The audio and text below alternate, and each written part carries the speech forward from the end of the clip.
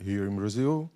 We have a great lineup for today, and we're sure that the sessions will provide valuable insights and stimulate discussions on topics of great importance. To start, we will have an invited talk by Dr. Liana Anderson from the National Center for Monitoring and Natural Disaster Alerts in Brazil, CEMADEM, that will provide us with an overview of wildfires in Brazil. Following that, we'll take a short coffee break, and after the break, we will hear from Dr. Renata Ribonatti from UFRJ, who will present the Alarms platform, an important tool to manage fire risk here in Brazil. Next, Dr. Dulce Mantuano, also from UFRJ, will give a talk that will challenge us to reflect on our approach to ecological restoration. We're truly fortunate to have such knowledgeable experts with us today, and I'm sure we will leave with new minds, new insights that will contribute to our understanding on these topics. Please enjoy the program, and we look forward to the discussions that will follow after each presentation. Douglas? Professor Douglas is again the presenter. Thank you, Rogério. Good morning, everyone. It's a pleasure to welcome you to the second day of the SILVANUS project event here in Brazil, in Rio. We're very thrilled to have you all, such a group of participants, and we hope that the discussions and insights shared during this event will inspire collaboration and innovation in the field of sustainable development and environmental research. We all know we need it. Before we continue, we kindly ask you that once the lectures have started, please refrain from using the front doors if you need to leave to go to the toilet or use the facilities or whatever. There's a back door, so as not to interrupt the flow of the lectures. We thank you in advance. For those who are just joining us, the SILVANUS project is an initiative that seeks to tackle some of the most pressing environmental challenges of our time. It brings together experts, researchers, and organizations from across Europe and beyond to foster knowledge exchange and implement solutions for wildfire management. Now, let me take a moment to introduce our opening speaker. We are honored to have with us today Dr. Liana Anderson, researcher at the National Center for Monitoring and Early Warning of Natural Disasters, the CEMADEM, and professor in the post-graduation program on remote sensing at the National Institute for Space Research. Her main research focuses on the management of risks and impacts associated with wildfires, but she also has large experience in the field of climate extreme and its impact on ecosystems and the Amazonian populations. Today, Dr. Liana will be delivering the talk Overview of Wildfires in Brazil. Without much further ado, please join me in welcoming Liana Anderson to the stage.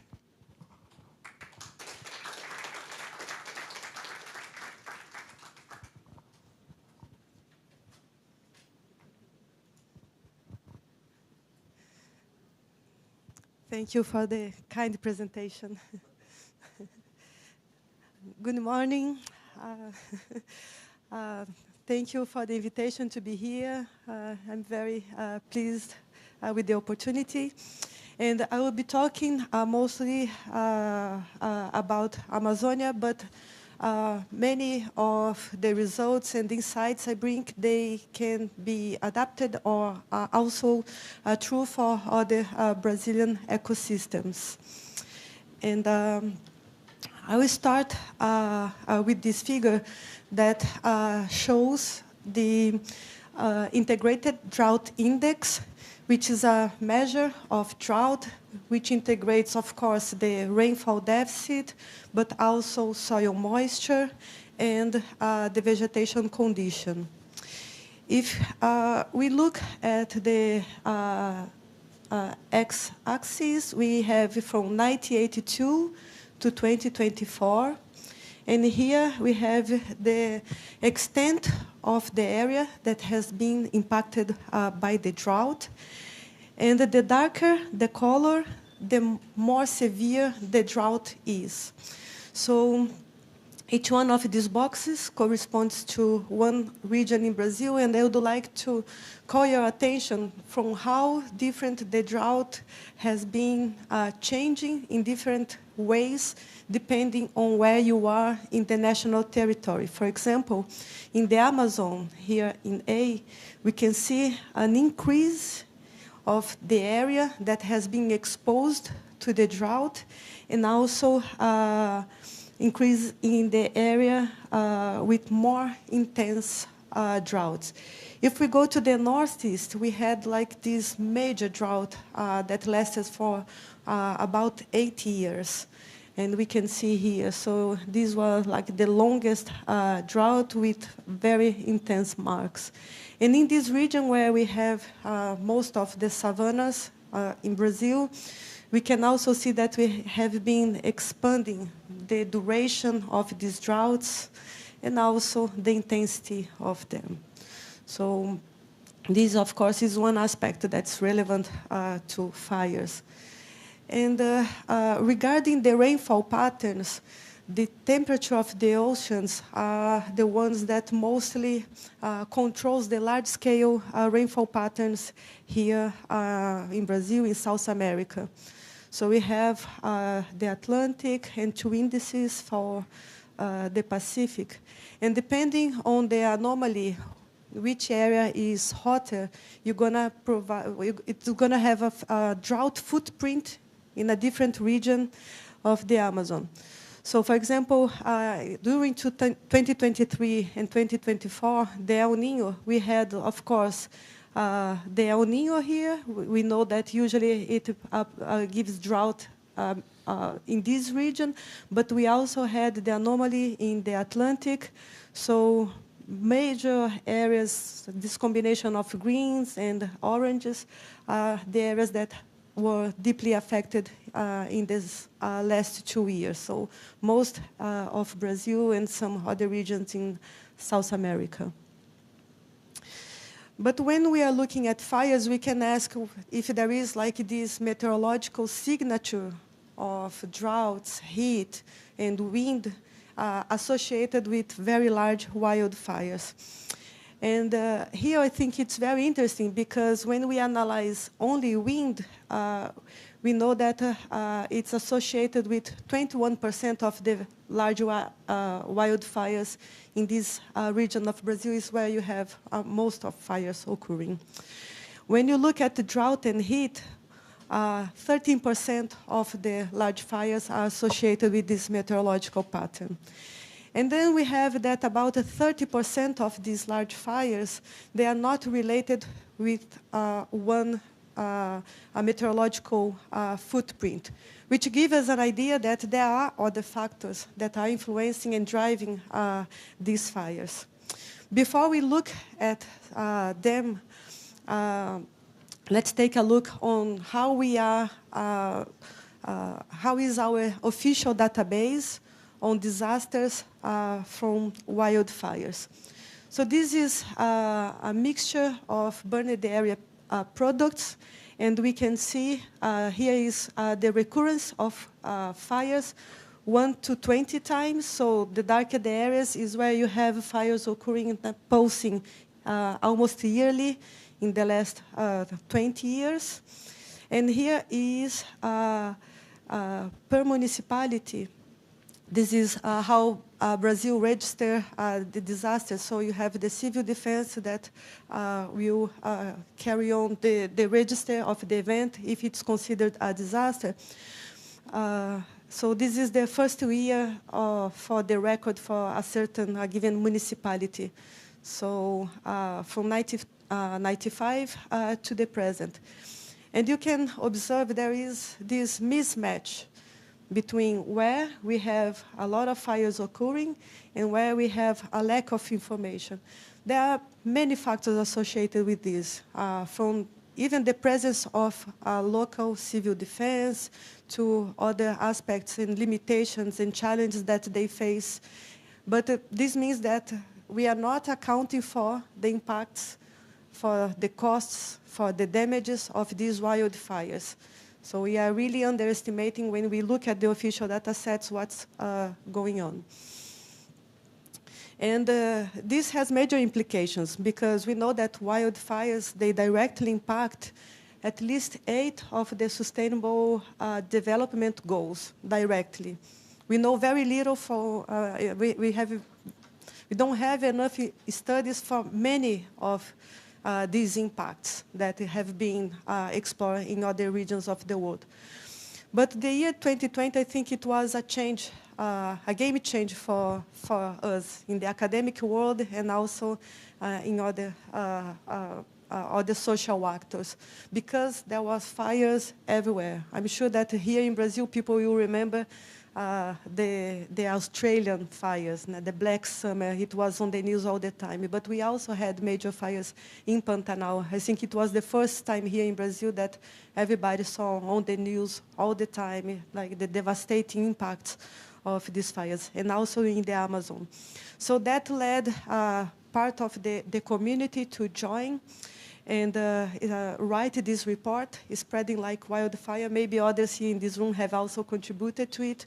I also did, trying to bring the attention for this problem for the non-academic group. And here we have examples and try to explain what was going on in the world. In the academic community, we also put together a special issue looking only to all the events that occurred during 2020 in many regions of the world.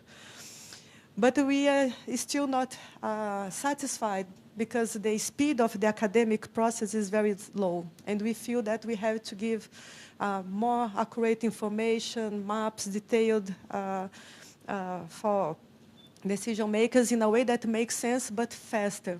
So we started this initiative. We published this report, that the state of wildfires. We analyzed 23 and 2024. Mostly the year 2023, I think it's up to February or March 2024. And what I think is interesting here in this map, we have the rank of burned area in this period, March 23 to 24, in relation to the same months in the entire temporal series, which started in 2022, so over 20 years of data. And we can see here, like the top ranks, many states here, departments in the Amazon, in Brazil, but also in other places of the world. So we can see that we are having like these records in terms of fires. And here is a method to analyze that's called attribution. So what do? You try to quantify the contribution of anthropogenic climate change, our emissions, to the intensity, to the probability of a certain given event. So here we analyze the fires incidence in this region, Western Amazonia, from September and October 2023. And what we found is that these events, they were 20 to 28 times more likely to happen due to climate change amplified by our emissions. So we can really connect how our forcings are changing the patterns of fire occurrence. So going back to what's going on in terms of climate, here's an analysis that we performed analyzing 40 years of meteorological data. And I think the results are very dramatic. For example, if we look at the southern fringes of the Amazon, we have, in relation to 40 years ago, 2.5 degrees warmer than 40 years ago during the dry season. We also have a reduction of 24% in rainfall. Here in eastern Amazonia, 1.9 degrees warmer, 34% less rainfall during the dry season. That is when we know we're gonna have fires. Not as dramatic, but it's still very considerable, 1.6 degrees, 1.7 degrees, a reduction of about 20% in rainfall. So we are making the dry season warmer and drier.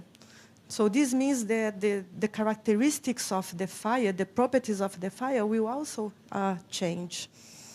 And this is also alarming because the Amazon is warming in a trend that is higher than the global average. So I think these are two very clear wake-up calls. And when we look to the fire calendar, so when the fire is occurring, this is crucial if you are thinking about planning, if you want to understand when you have to act. So here we have the fire peak month from January to December. So the darker the color, the warmer the color towards the end of the year. And if we look to the fire peak month and the dry season and the last month of the dry season, we can see that these two figures, they connect very well. It's almost the same patterns.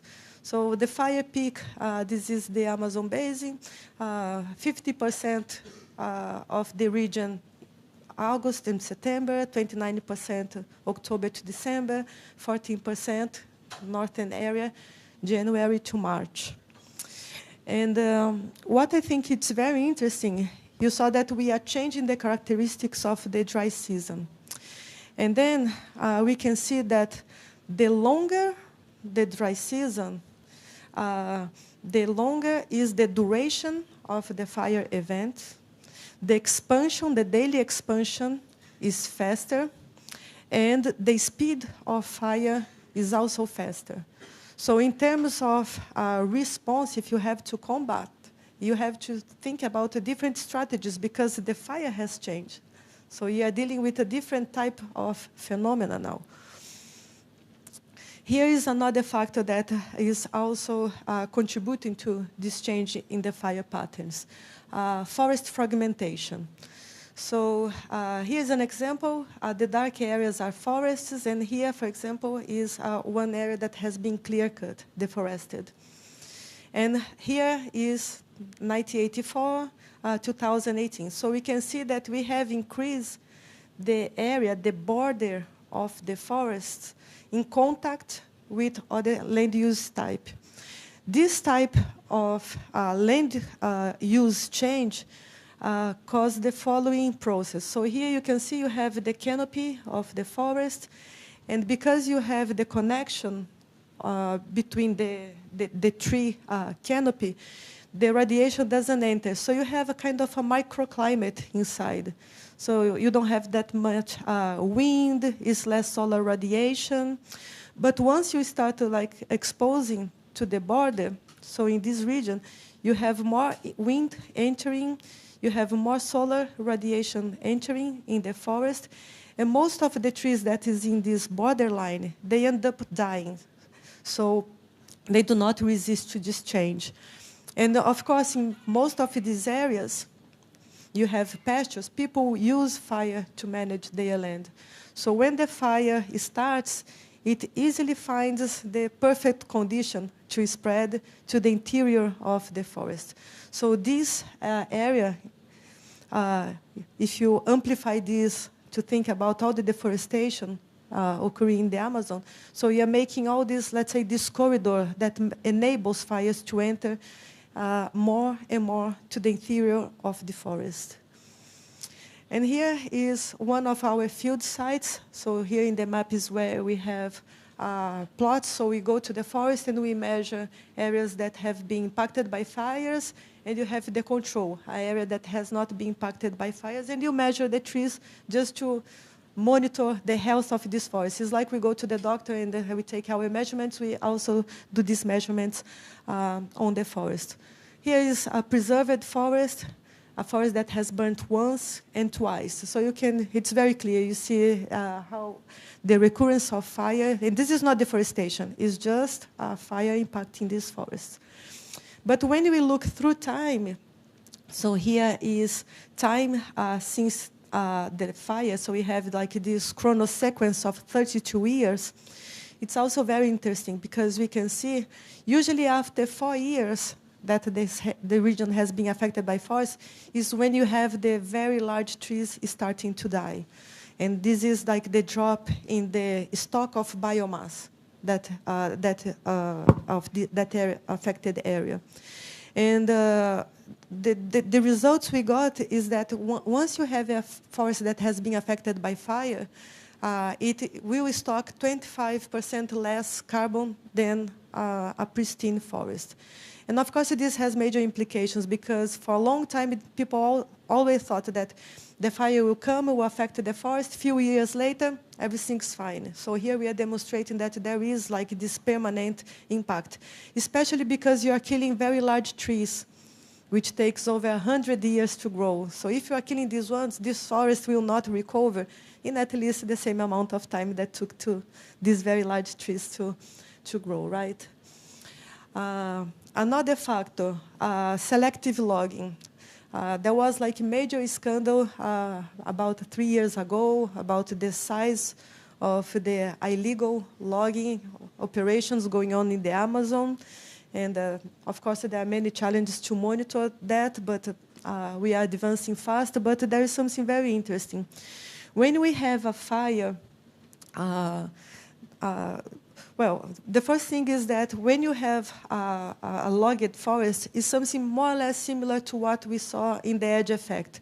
That forest becomes more susceptible to fire. If that fire comes to this area many years after it has been logged, you have removed some trees, the severity, the impact is light to moderate. But once you have the logging just the year following a fire entering, you change the pattern to a very strong. So you increase the severity of that fire, the impact. So it kills more trees. It's much more damaging. In addition to this is for the year 2015-16, El Nino year, we also see the increase in the area affected. So when you start removing trees in the interior of the forest, it makes, let's say, kind of a corridor that enables the fire to spread and go much further in these areas with a more severe impact on the tree mortality.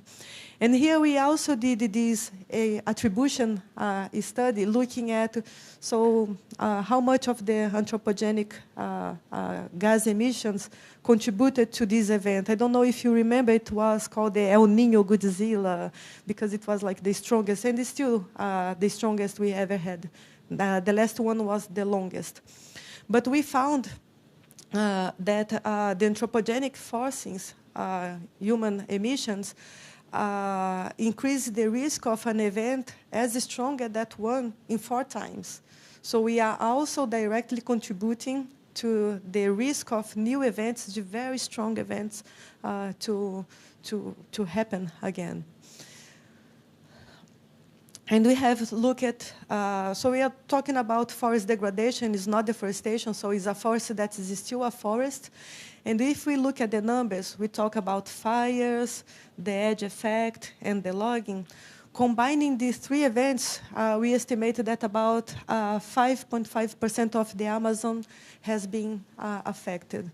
To have an idea, this area is much larger than the area that has already been deforested, 112% of the deforested area. If we bring the impacts of these extreme droughts, then we have 38% of the Amazonian forests affected or degraded by these different types of processes. And of course, with fires, we're going to have emissions of carbon emissions to the atmosphere.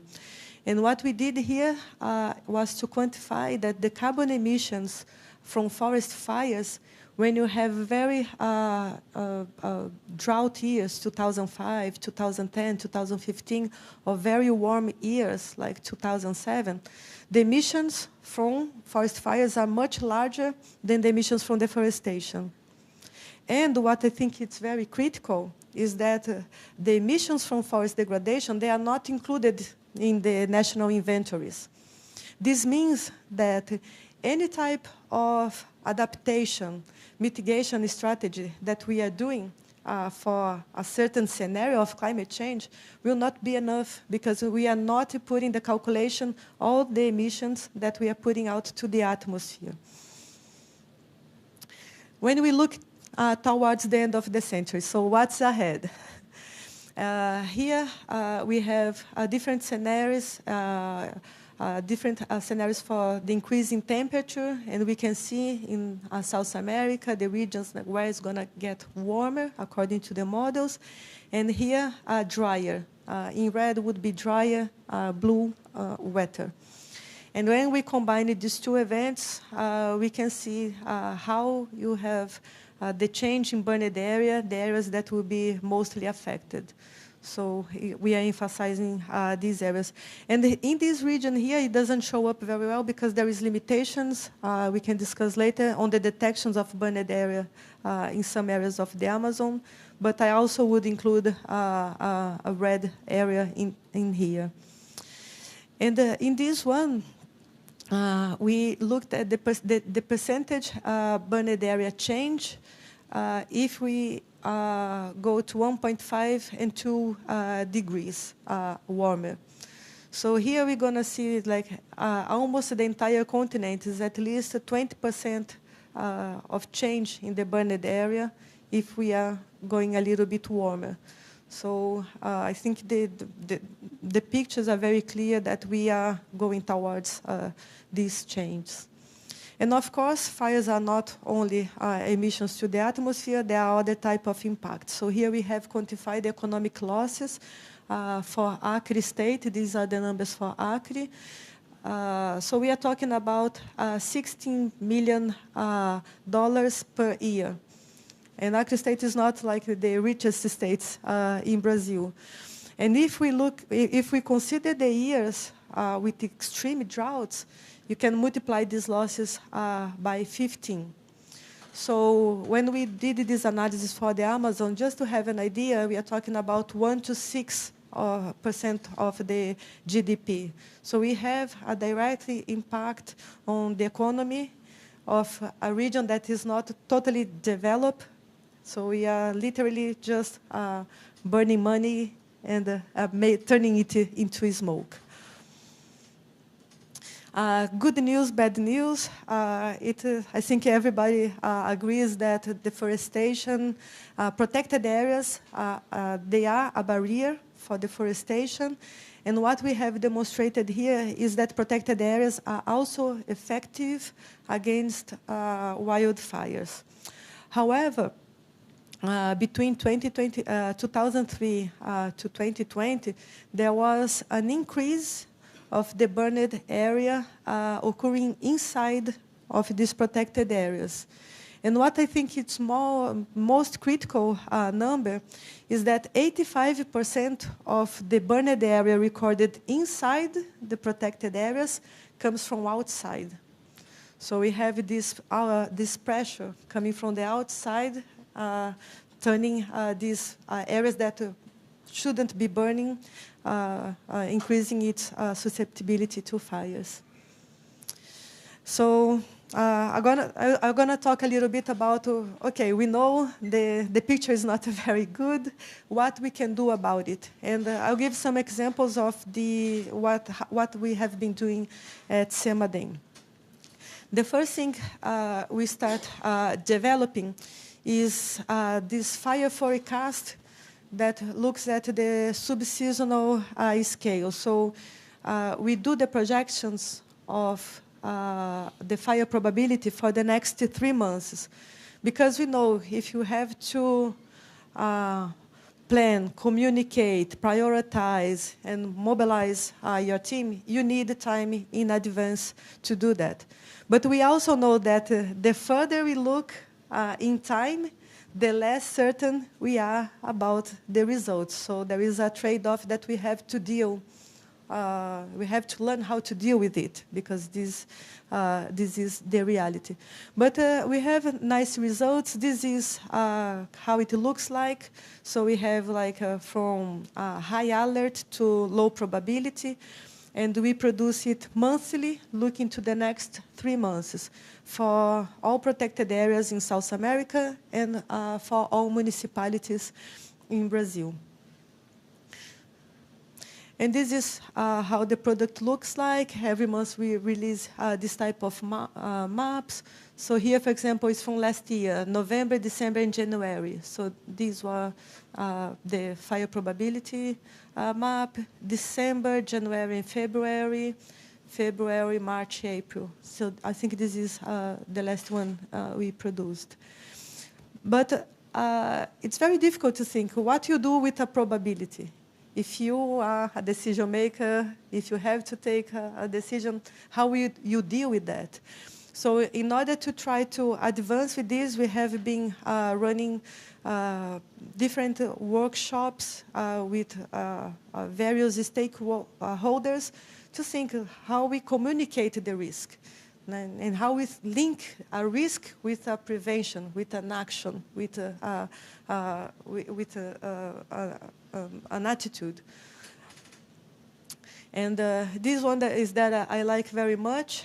So this we did with different local communities and for each one of the scale of the probability, we try to define what would be the action, how we communicate, what will be the content of this communication.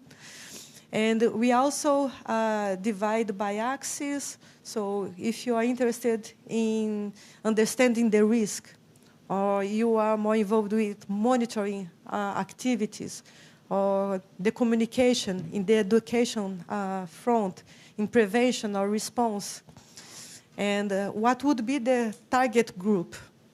So it's the school, it's communities, it's a certain organization. So you see that this is a very complex matrix, because you have different social actors, you have different missions, but you have to find a way to accommodate them, because the information has to flow in an adequate way, in a manner that is understandable, if you want to provoke prevention practices. This is not even talking about response. These are some other ways that we have trying to contribute with this product. So this is one protected area in Pantanal. So they did like this operational plan. And I like this example very much, because for each one of the alerts, you have a group of institutions responsible for doing something.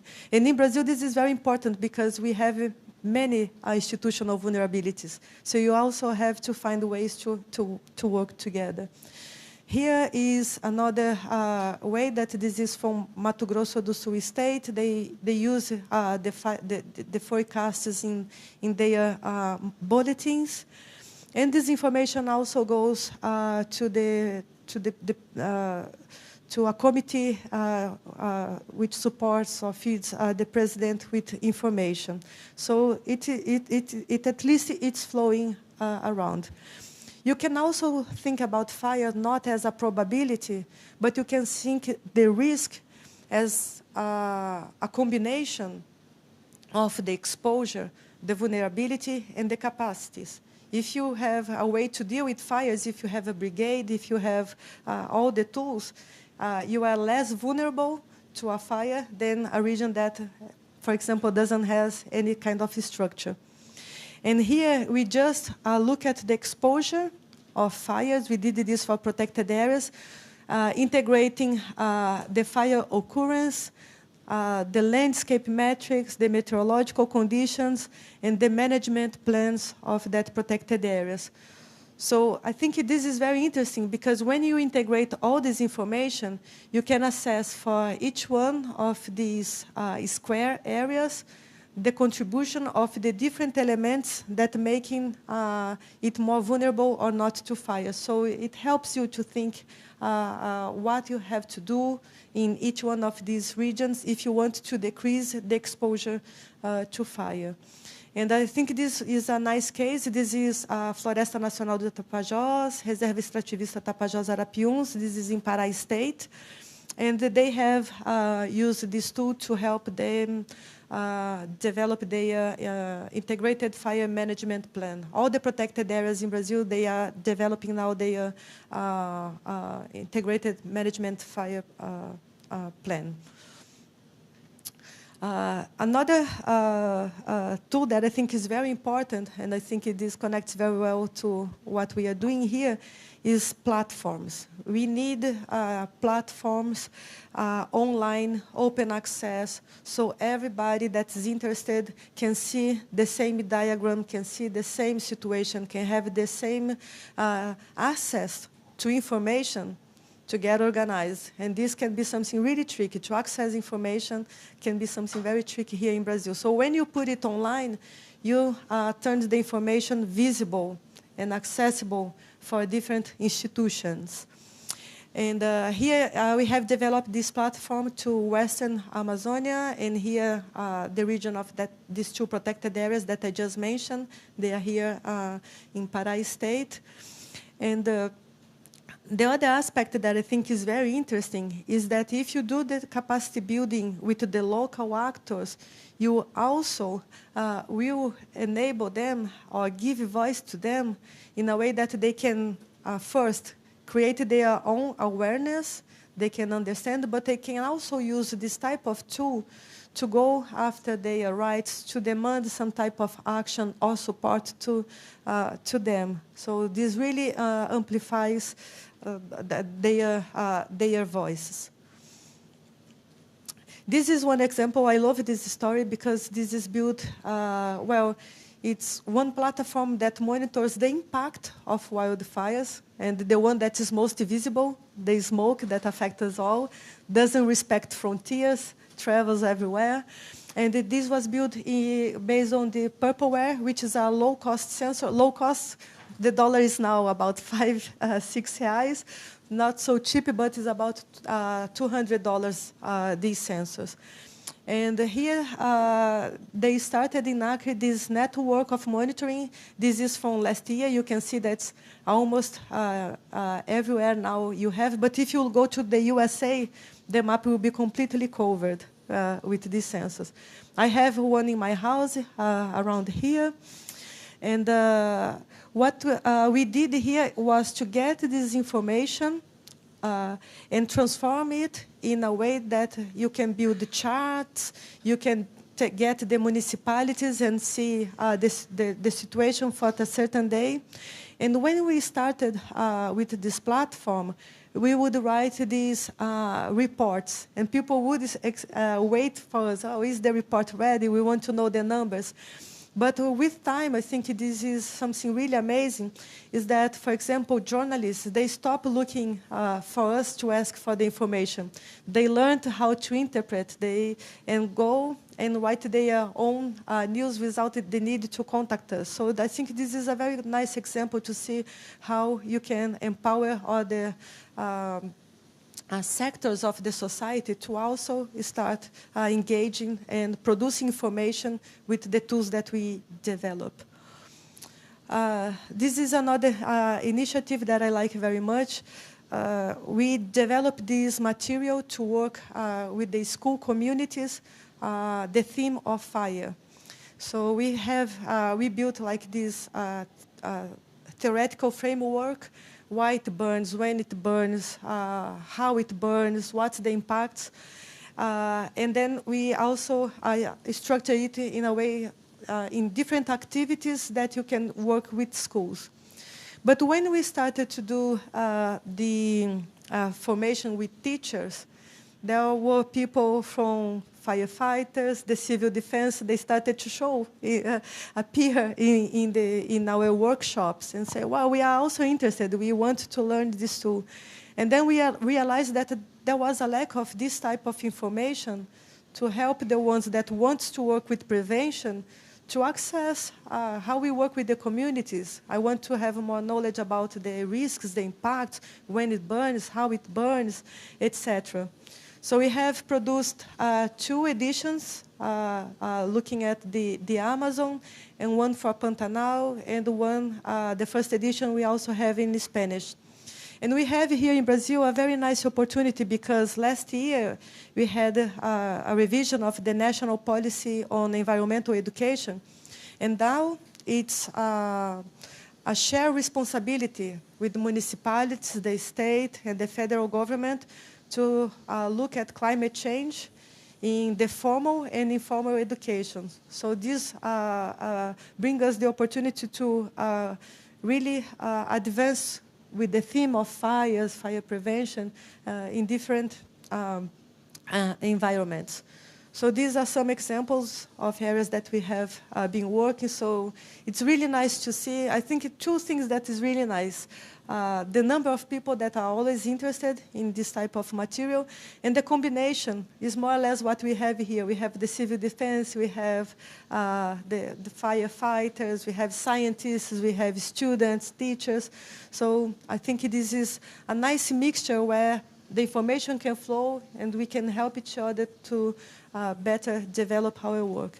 I also like very much this one. These are indigenous fire brigade from, they are Caduel, in close to the Pantanal area. They are also willing to use the material. These are just some example of other types of materials that we have been working in communicating and generating the local views about the fire problem. We also have to write policy briefs. I hope they are read. They are sent to decision makers at the highest levels. So in Portuguese, in English, we are trying all the strategies. And there are some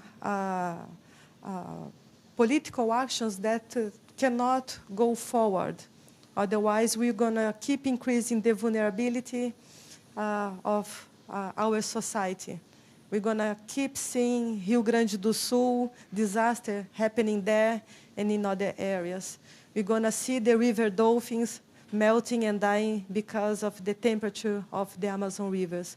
So I think we also cannot be silent to what is moving in the highest levels here in Brazil. And I think we need to get a higher mobilization, social mobilization, to stop this. And it works. If you have followed what happened in Pará when they changed the education law for the indigenous, there was massive protests in Pará, in Amazonas, in many states, and they changed the law. It was already signed, and they put it down. So this means that if we are organized, we really can fight for the causes that we believe in the sense of a sustainable development. That I think this is what brings us all here. Lesson learned, final slide. So the landscape, climate, the social structure, they all have changed in these last 40 years dramatically. But all these changes are in the direction that are favoring vegetation fires. And more, we have fires that are rooted or driven by political disputes, criminal organizations that are all over the Amazon, but also in the countryside in many regions in Brazil, as a tool against local communities, traditional populations, indigenous populations in their territory. So this makes this new reality much more complex. So we are not just talking about one event, but it's an event that can have a political root, can have a land dispute associated with it. And there are many monitoring tools. I think Renata will present her platform here, which is really beautiful. And we need them all. they reach different sectors of the society, different type of people for different uses, and more. We are very vulnerable. We have institutional vulnerabilities. For example, the maintenance of these platforms is a challenge for us. And we never know if we're going to be able to keep running and providing these numbers. We can be targeted by political inaction, interference, the cut of funds. We have seen this before. We might see this again in the future. There are changes in key people all the time. People from the colleagues from civil defense knows this very well. Every time we have a change in the government, you change most of the teams that are civil defense, which is very specialized. It's a very technical work and not necessarily going to have people with these characteristics running these teams. And, of course, the environmental factors that I gave more details. So I think we have to be less reactive. If the fire starts, if we are just monitoring the beginning of fire, every day, every year after year is going to be much harder to combat, to put down this fire. If you have a fire in the Amazon forest, you don't put it down. You try to protect some of the assets. It's impossible to fight a fire inside of the forest because you just don't see where it's coming from. You cannot see anything. So it's very dangerous to have this type of action. And we need to improve the flow of information. And I think this is the perfect space for this. I think this is the idea of this type of event. And with this, I finish my talk, and thank you so much for your time.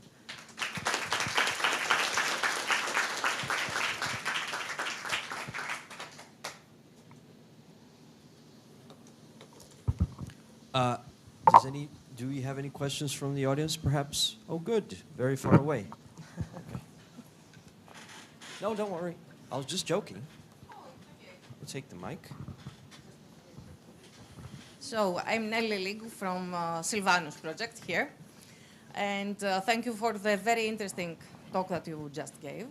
Apart from the first part, that it is rather disappointing the way we move forward, I will focus on the second part, with the engagement and the response and all these things. I'm really happy because in SILVANUS, more or less, we have adopted the same approaches. More or less. We have many things in common and many differences, which is a very interesting point, and we need to collaborate and exchange ideas and experiences, mostly. Due to the fact that the interesting points are too many, I will just ask you a very short and easy question now, and I will keep the rest for an offline communication. We saw that in the prevention stage, you have organized workshops and materials. Have you also used mobile apps to engage people and exchange materials for cultivating a more forest-friendly, let's say, attitude? Apps, mobile apps? Yes? No. Okay. We have done so in SILVANUS, not Intrasoft. Intrasoft is on the platform side. You will see it tomorrow if you're here. We follow a similar structure with many functionalities there. I think that the mobile app that SILVANUS has created is open source. Professor Rebrul can let you know more on this. And you can tailor to your audiences. It's not about schools. It's about all the rest target groups that you have mentioned in the prevention. So maybe there we can be complementary and we give to you the mobile app to use and you give back materials, etc. So thank you very much for your interesting talk, and I will communicate definitely with you in the following days. Fantastic. I'm very interested. Thank you. Anyone else? That's surprising. Meanwhile, I have a question, if you wouldn't mind. I'm not from the field No, exactly, go ahead. but I was wondering, you talked about protected areas, and I was wondering how actually protected are protected areas. So maybe this is not what you meant. Again, I'm not from the field, but I was, thinking about the Yanomami crisis that we have been having. It's not over. For those of you who are unaware, we have, of course, many indigenous ethnical groups in Brazil, and one of them has had a major crisis inside the Amazon in Roraima, and due to illegal gold mining, etc. And indigenous people were dying, and of course the environment was also suffering. And it's a protected area, and if I'm not mistaken, maybe the biggest reservation in Brazil, I'm not sure. So I was wondering if you have a comment on that, and how, to what extent are those people and therefore those areas actually in danger, even though they are protected? So it's seems like a paradox. Yes, that's a very good point. So in Brazil, you have different types of protected areas. You have indigenous territories. You have conservation units that can be sustainable use or total protection. And when you have the indigenous territories and sustainable use, people are allowed to live there. So the traditional population that has been living there, they are allowed to remain in their territories. Which has been questioned, but we are not let's not enter in this right now. And these areas, you saw the size of the Amazon. They are huge areas, and the federal organization responsible for the management of these areas. I think we have someone from ICMBio here, giving a talk. Usually you have a small body of people that are the managers of these areas, and you have cases of success where these managers, they connect very well with the local population. They can really align their interests and really protect these areas, which is in the interest of, I would say, all the population that lives there. This is the case, for example, the Resex Tapajós Arapiuns, that despite of the El Niño, the area affected by forest fires was really reduced in comparison to the others. So they have been working with the communities, building fire brigades and the integration among the communities and with other organizations. So it's a really beautiful work, many hands, many institutions involved. But these areas are threatened by the illegal mining, illegal logging, land speculation. Most of the public forests that are waiting designation to be formally tagged as a conservation area, protected forest, etc., they have been targeted by land grabbers. So they are holding there, but there is like this immense power that acts obviously in the highest governmental levels that are trying to transform these public forests into private lands. In Brazil, you have the registration. It's mandatory. If you have a rural property, if you have a farm, you need to have the polygon of your farm in the system. If you go to many of these public forests, you're going to see a lot of people claiming the land. Although this is not the tool to associate the land to say that it's truly yours, you can see the intention. And every time that you have a plan or announcement by the government, we're going to pave or open this road, for example, the BR-309, the BR-319 in the Amazon, you will start to see a lot of people already putting their lands on this tool. So this is just shows the intention that maybe occasionally, if we make it pass, this land might be mine. So I think they are there. I think we have to reinforce the protection, of these areas. Because, as you saw in the talk yesterday, they are responsible for a huge amount of the rainfall that is being transported, not to Brazil, to the productive areas for our agricultural areas in Brazil, which is the basis of our agricultural industry. And more recently, in the Senate, they are trying to open the indigenous territories, these protected areas, for mining. So we know that the mining is not only mining. We know that the scale and the care, there are always all the environmental pollution, the social tension between different cultures. So I see as a major threat if we change this landmark and allows a mining to occur inside of these areas. So for now, they are protected. News for a change. Okay. Falo demais, né? Marek Gasparin for Rescue Service, Czech Republic. Thank you for the presentation. It was very, very nice, very, very good. And I have a good question on prevention and preparedness, because it's a crucial part of civil protection cycle or forest management cycle, and it's really important to be focused on this part. I don't want to ask about preparedness training, education of people, or firefighters, civil protection management, but I want to ask you about if you have some special program of activities focused on authorities, because they are key player in this, and they should know what is expected from them to do, what are their to be aware of the risk, everything about the forest fires, what's expected for them, what they should do in case of fire to prevent fire and so on.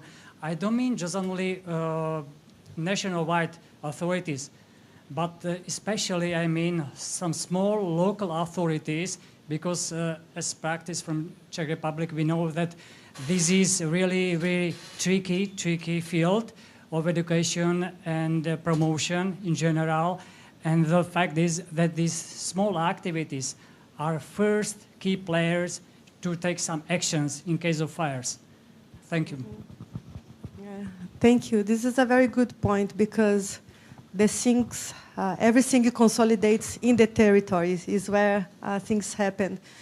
And I think these two experiences with that protected area, working with the communities and thinking about the strategies for each alert level, I think it was a nice example.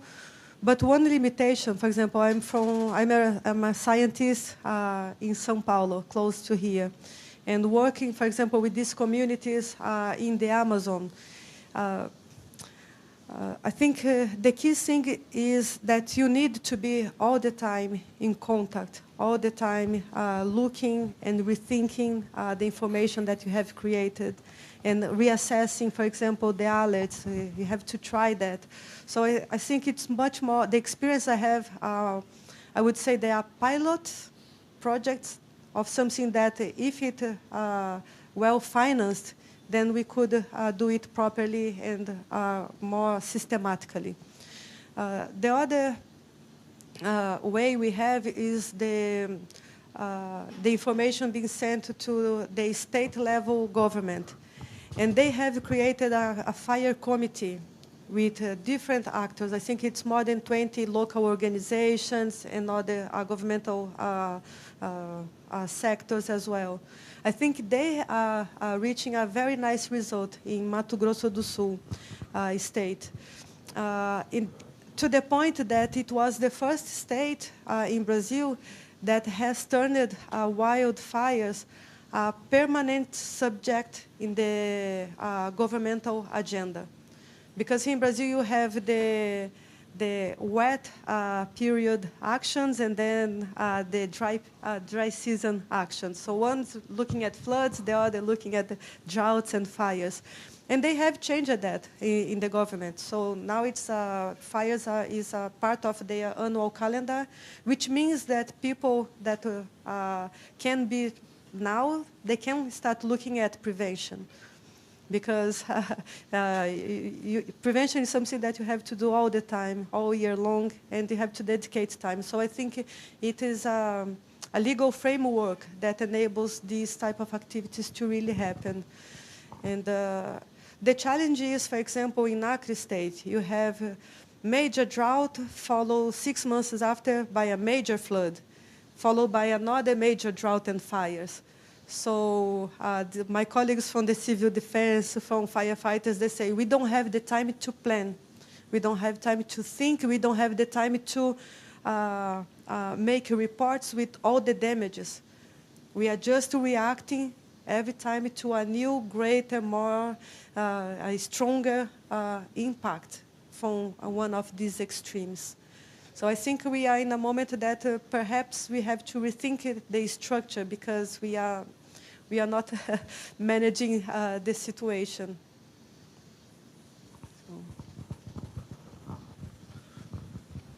Yeah. Hello. I'm Nikolaos Kalapodis. I'm a senior researcher from Center for Security Studies in Greece. I'm a forester.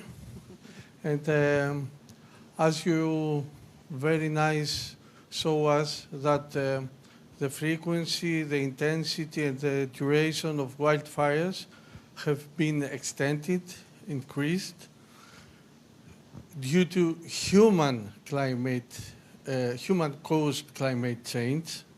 It is not the climate that, okay.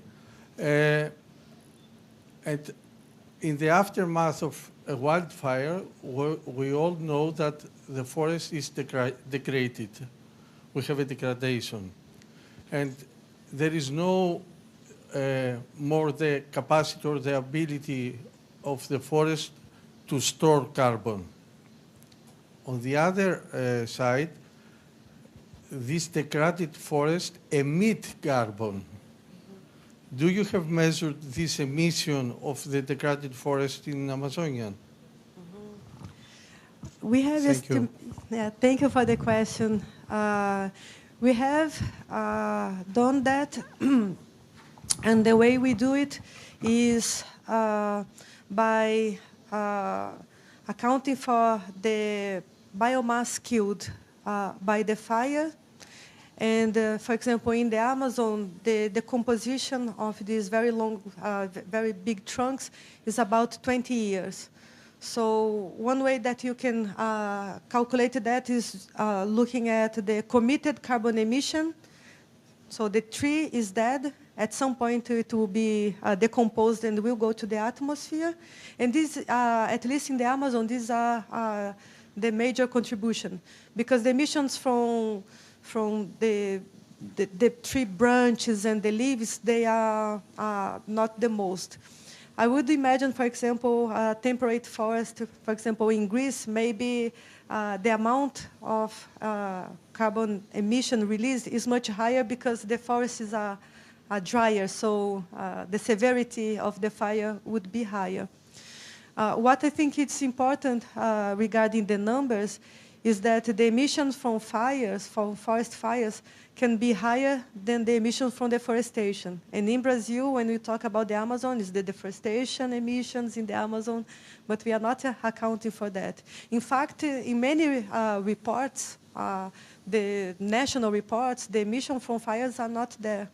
So this is a vulnerability that we have, but everybody is sharing this problem as well. Because if we are not accounting the emissions, we are not preparing for what's coming. So any adaptation measurement will be insufficient for what we are trying to prevent. I think we have time for one more question.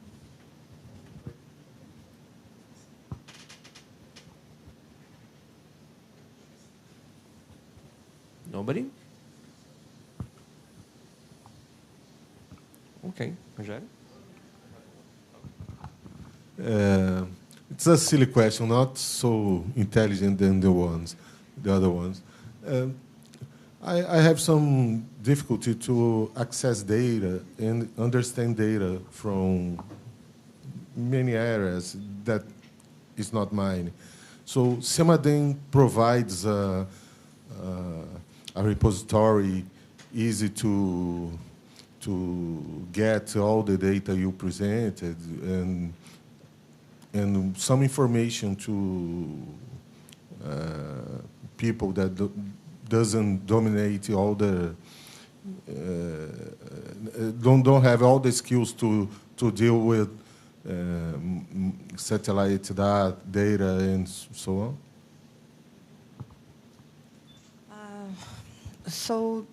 There are some repositories from Semadem.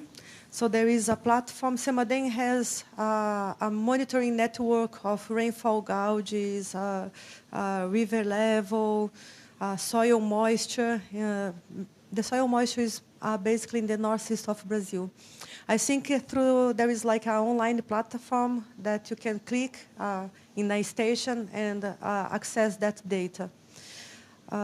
Regarding, for example, the integrated drought index that they produce for the entire country, they do have a platform with the data that I think you can visualize, but perhaps if you want to access the data, it's just to send an email that they will make it available.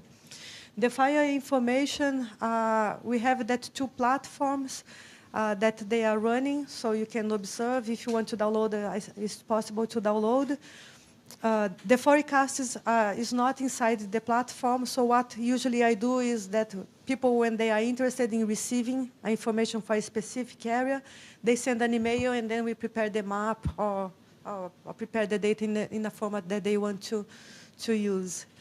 I think at Semadem, we have to advance in a way that to make, because there are a huge amount of information that's produced, nice data, integrated, some products that could be very useful, but I think we have to make it more clearly available.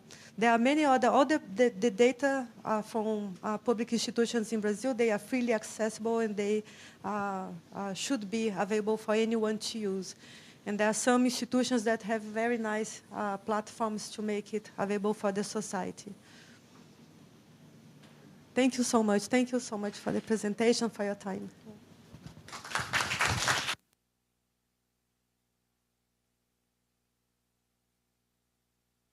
Everybody, now we invite you all to our little break.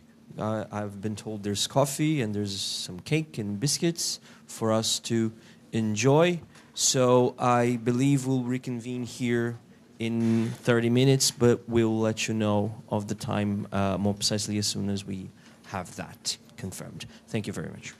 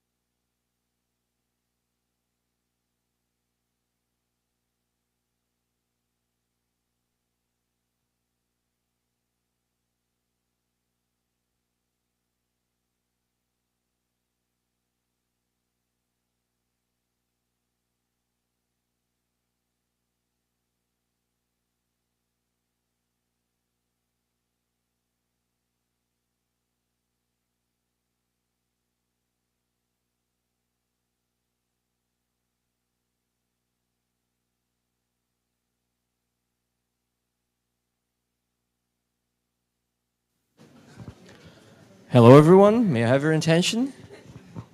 Thank you. There has been a slight change of plans, and we are now... so, first of all, welcome back. Hope you've enjoyed the coffee and tea. We've had a slight change of plans. Ms. Libonati will not be able to join us this morning, so we are advancing because Dr. Mantuano was kind enough to agree to start her lecture an hour in advance. So thank you for that. So Dr. Dulce Mantuano, also from the Federal University of Rio de Janeiro, will share her knowledge on ecological restoration. Are we asking the right questions? Dr. Mantuano's research focuses on the critical areas of ecological restoration and its implications for ecosystem recovery, particularly in areas affected by human intervention and environmental degradation. Her talk will challenge us to rethink how we approach restoration projects and the key questions we must consider to ensure their success. Please join me in welcoming Dr. Mantuano to the stage.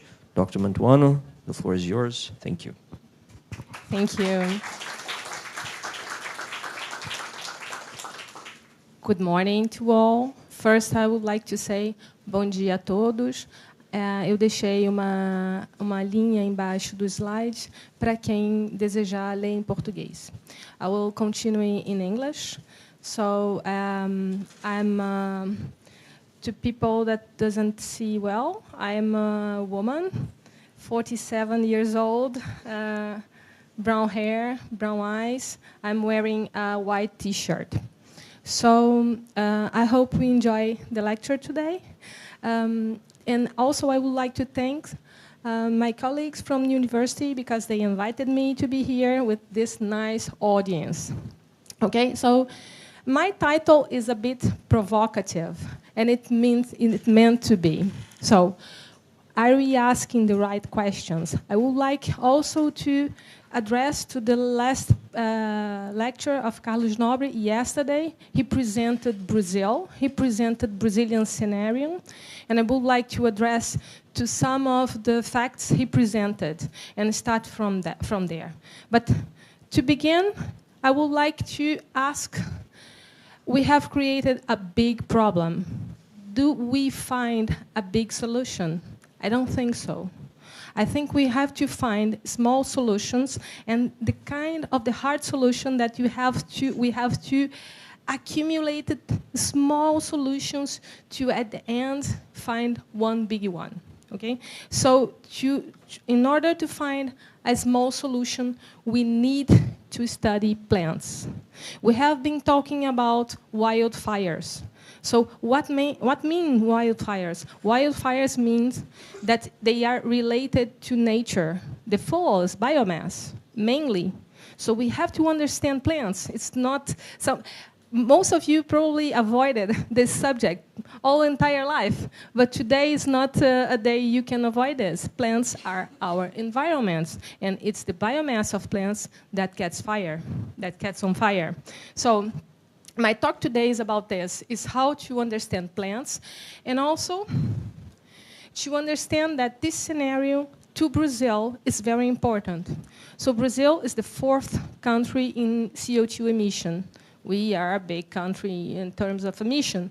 And I say that also to per capita emission. It means to each person that lives in Brazil. So, but when we look at this emission, we are together in a group, together with Indonesia, Congo, in a group where the main source of CO2 emission is due to deforestation. So we are, first, the largest tropical humid country in the world. So we have to face this.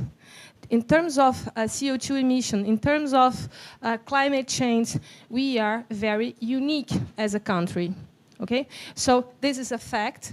And this fact imposes specific challenges. Of course, first of all, not to get too hot. You have been experiencing the last few days how hot Rio de Janeiro can be. I hope it, it gives you a sensation on how it can be hot. But after that, the second idea that we have to focus on is developing innovation in technology through biological sciences as well. I know most of you are very have practical minds, are very mathematicians or engineers or these kind of things. And I would like to argue with you that it's possible to find innovation and technology in biological sciences. And maybe the final solutions will go through this. So here you have Brazil, just to show an example and how Brazil CO2 fluxes are very, very related to land use change. The person who listened the talk yesterday are very aware that three quarters of our CO2 emissions are due to deforestation. Okay, so. We are this large tropical humid country, and you have to we have to restore, because restoration is a very a path that's unavoidable to accumulate CO2 and to revert and to how can I say to go back to basics and create a sink of carbon. Okay, so. There is a lot of research going on in Brazil. This one is one that I like a lot. I just use it as an example. Some strategic approach to restore Atlantic forest, how to do it, maximizing diversity or carbon, or reducing costs, or maybe a multi-scenario criterion. So it's important to restore. And in Brazil, because we are a tropical humid country in a large extension, in a large space, we have to restore in large scale. Okay, so in order to do that, Brazilian government has been working in Plana VEG. Carlos Nobre mentioned that yesterday. It's a very important government plan, or plans for the future, I would say. And this Plana VEG is a plan, as a project that how should we restore Brazil. And it's a very bold project from the government. We have this mission to restore 12 million hectares. And probably we are the only country able to do so. So this one is very interesting. It has been published, an actual edition from 25 to 28 last December. It's a very good document to read. But what I would like to address today is that we have this challenge, but this challenge is not easy to achieve. Okay, so how to build a forest, or not even only a forest. I would dare how to build a vegetation. Of course, forests are very important because they are an enormous and large amount of biomass accumulated.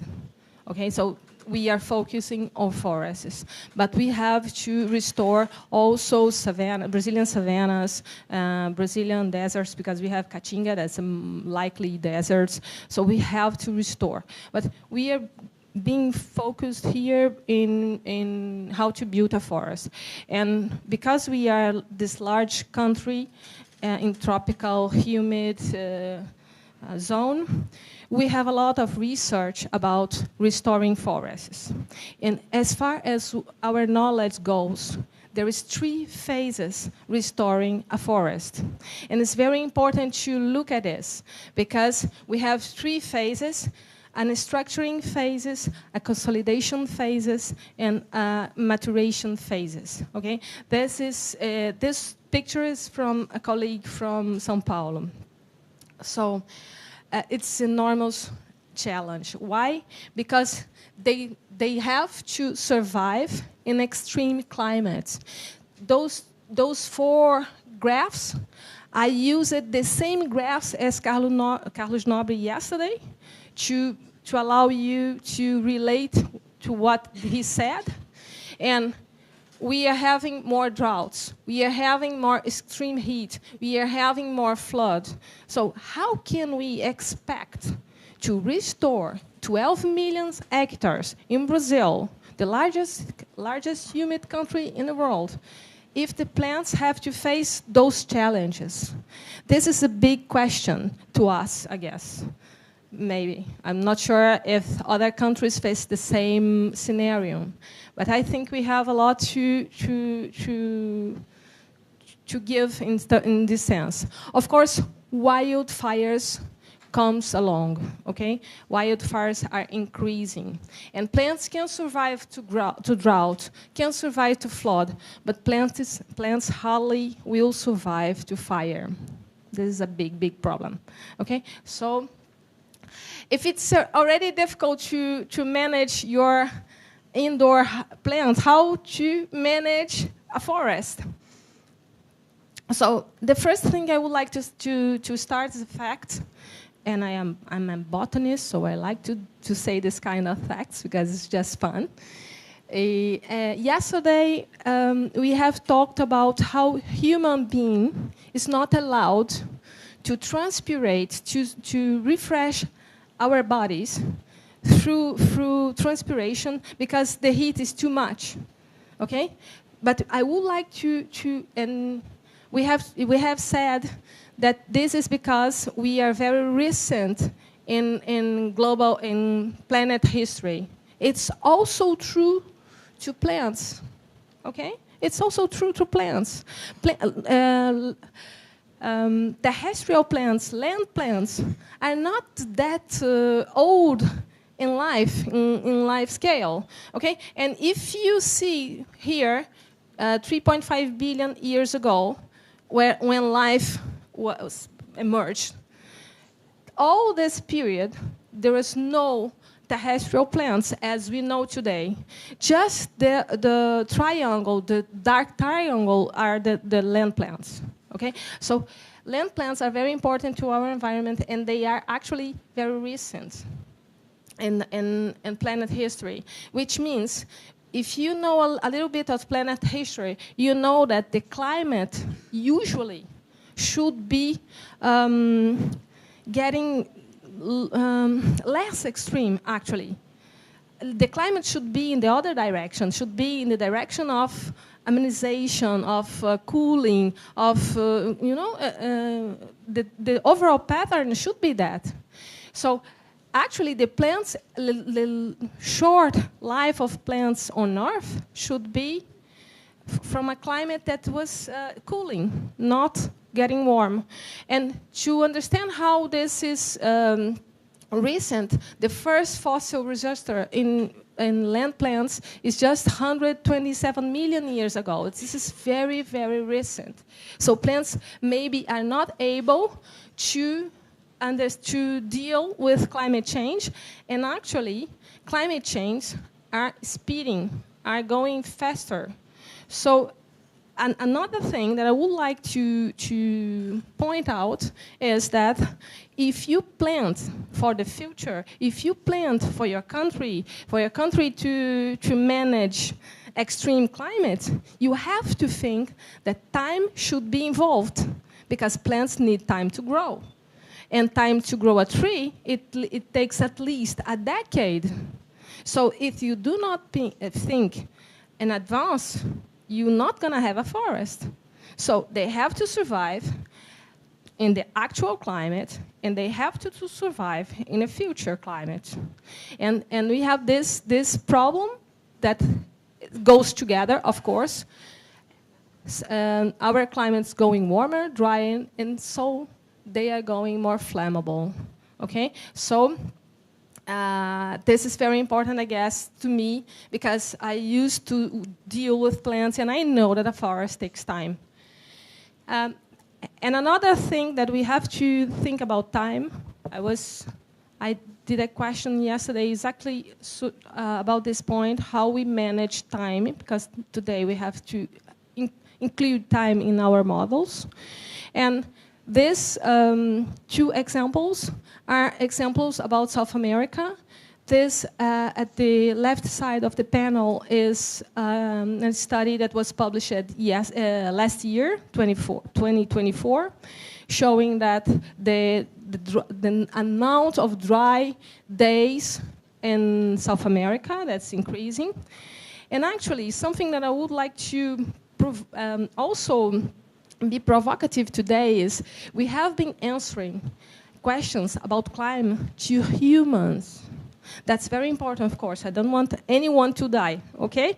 But we have to answer climate questions to plants, because plants are the biofuel and plants are the environment. Without plants, without the environment, we don't have anything. So we have to start to answer questions directed to plants.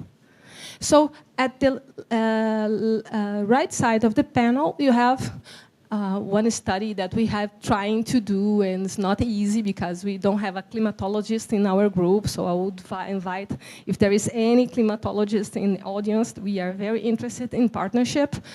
This is from a student of mine. She actually counted a decade of registers how many days without rain we have in Atlantic forest in Brazil. She actually counted an entire decade. So we have this scenario here, and it's easily to see that it's going warmer and drier. And why we have done what the climatologists have done before, because I want to have an answer specific to plants. To plants is very important if it's raining or not, and how long the drought goes. It doesn't matter the precipitation of the month. It doesn't matter. It matters how long is the period where the plants were not wetted. Okay? And why it's important? Because the logic is easy. Plants get dry, and because they get dry, they get flammable. So it's very important to understand the consecutive days without rain.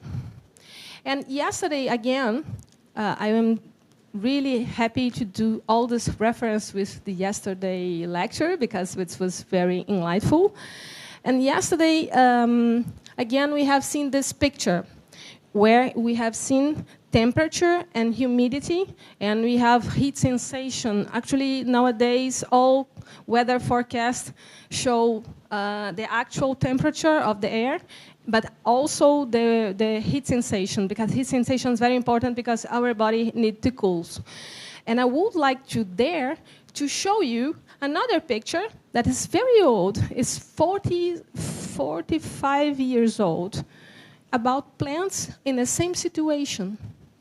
So plants actually in this picture, to me, what is missing is not only heat and humidity, is also radiation.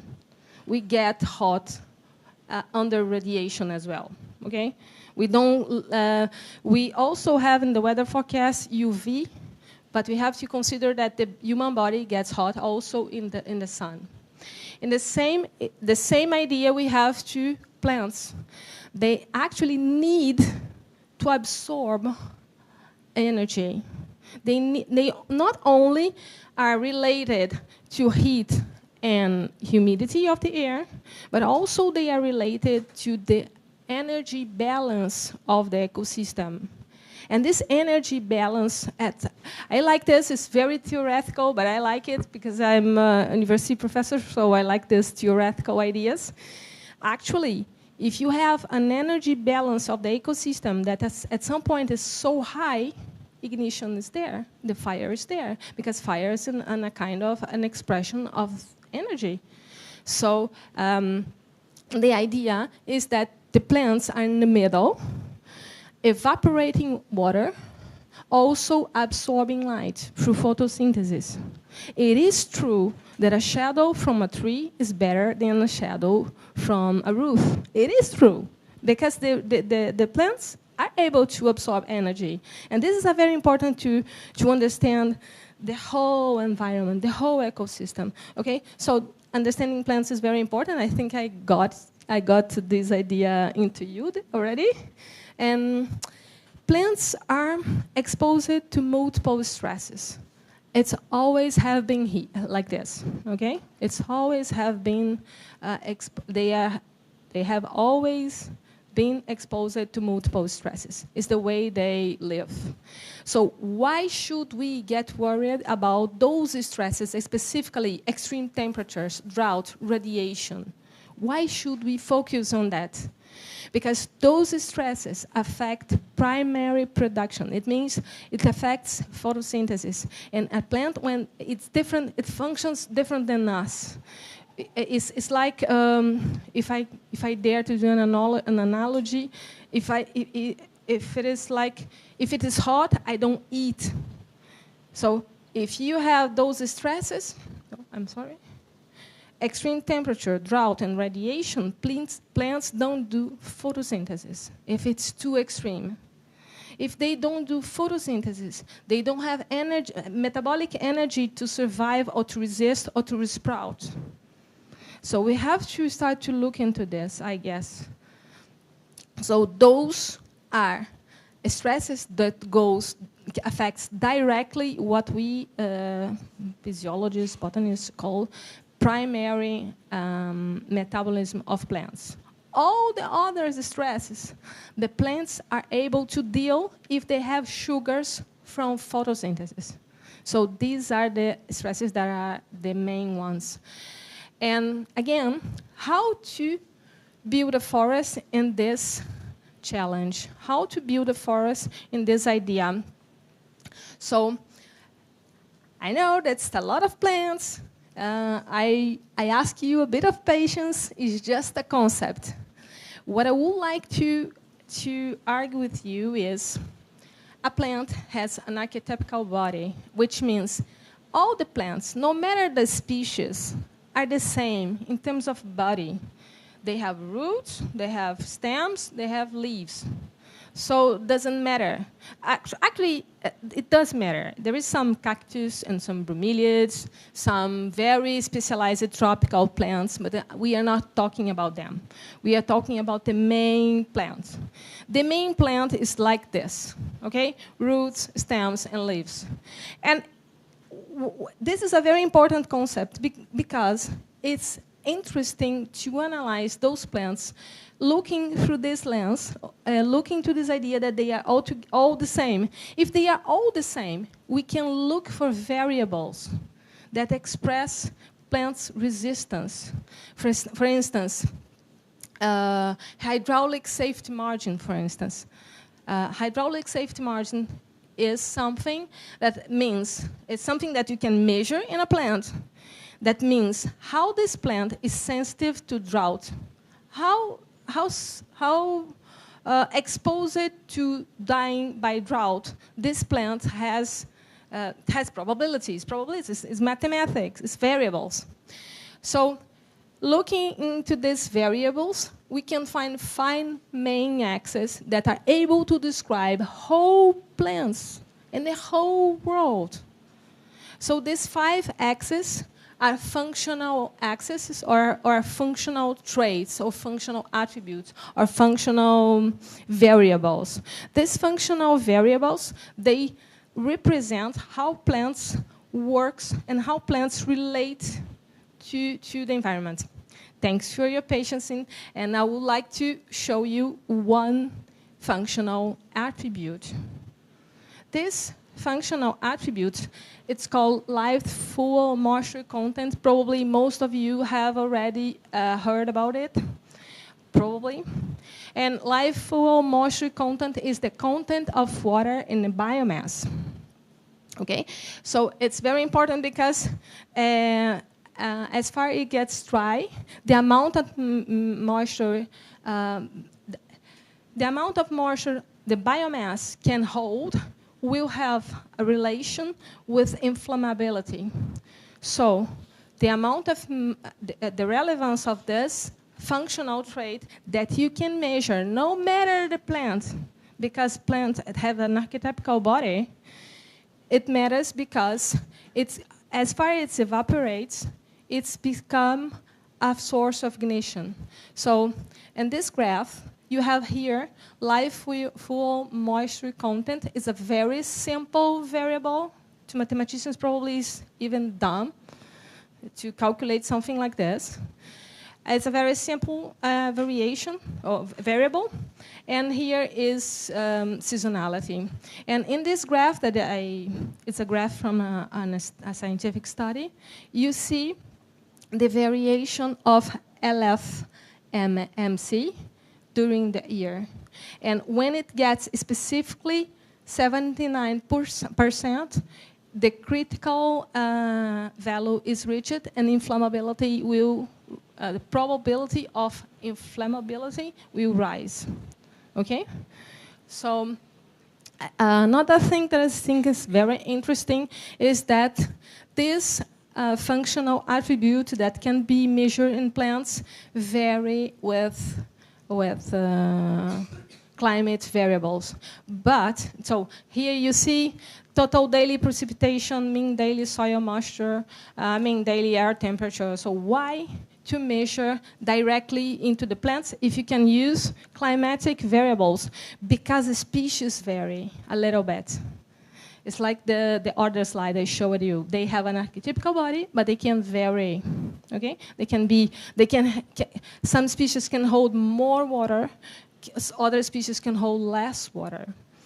So this is the graph in the left side of the panel, showing a list of species, and the white symbols, you have the species that hold more water, and the dark symbols, you have the species that hold less water.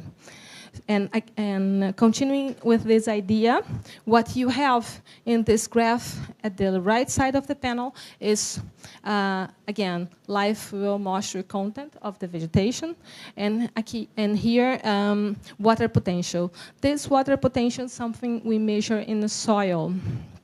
Okay, so there is a relation in water potential in the soil and the life fuel moisture content in plants. So the idea here is that there is this four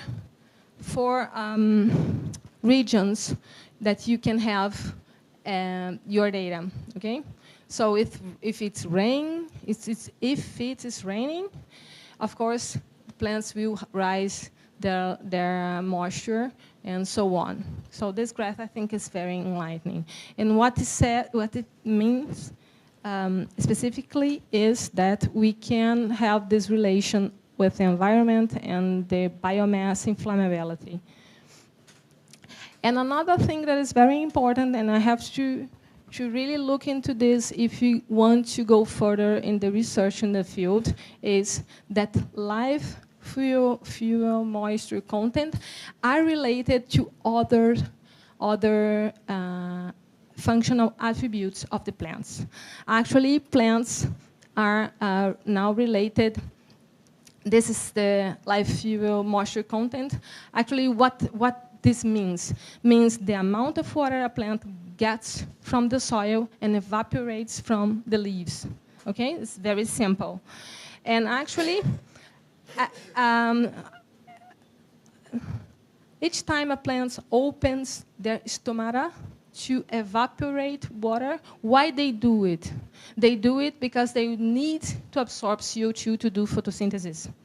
Actually, this is called stomata paradox, because it's an obligation to the plant to open the stomata to absorb CO2, and when it opens the stomata, it evaporates. It has a second effect that's very important, that's the cooling. Okay, but actually the plants don't want to lose water at all. They lose water because they are obliged. And what we are living now in terms of climate change, and I would like to really instigate you all to look into these questions, is we are reducing clouds. As Carlos Nobre said yesterday, he gave a very nice panel. If we are reducing clouds, he talked about albedo, how the sun goes to the planet and goes back to the atmosphere. But actually, something that is very important. If you don't have clouds, you have light. If you have light, you must have photosynthesis. If you have photosynthesis, you must allow plants. Plants were obliged to lose water, so they are all related. Okay, so light obliges plants to do transpiration. These transpirations are linked to vapor pressure deficit and in the air. That is something that we use for plants. That is a kind of the relation between heat and humidity, but calculated to plants. Okay, it's not a heat sensation. It's something specific to plants. Vapor pressure deficit, and plants evaporate through that. So this is the main idea of live fuel moisture content, and this figure here shows that they are. If you look just to this attribute or variable, you're gonna see that they have strongly relations with others, specifically with photosynthesis that is represented here and transpiration that is represented here. Another functional attribute that I would like to draw your attention is point of loss of hydration capacity. It's a very long name for a variable. Probably is not very pleasant to most of you, but it's a very important variable as well. It represents when the plants get so dry that they lose the ability to reabsorb water. Okay, so this is very important. This is 11 species used frequently in Brazilian restoration. So, and why it's important to people who study fire is because when it's the, let's say that's the step before plants get so dry they die, and so dry they die, they are necromass, not live biomass. Plants can burn either if they are alive or if they are dead. But of course, if they are dead, it goes much further, much faster. Okay. So these are the relative water content of the plant, where the plant starts to do not be able to reabsorb water, and this happens before the plant's really dry. Okay, so this is a very important variable as well. We should look into this to restore more efficiently. And finally, at least in the, not finally, but in the middle, I guess.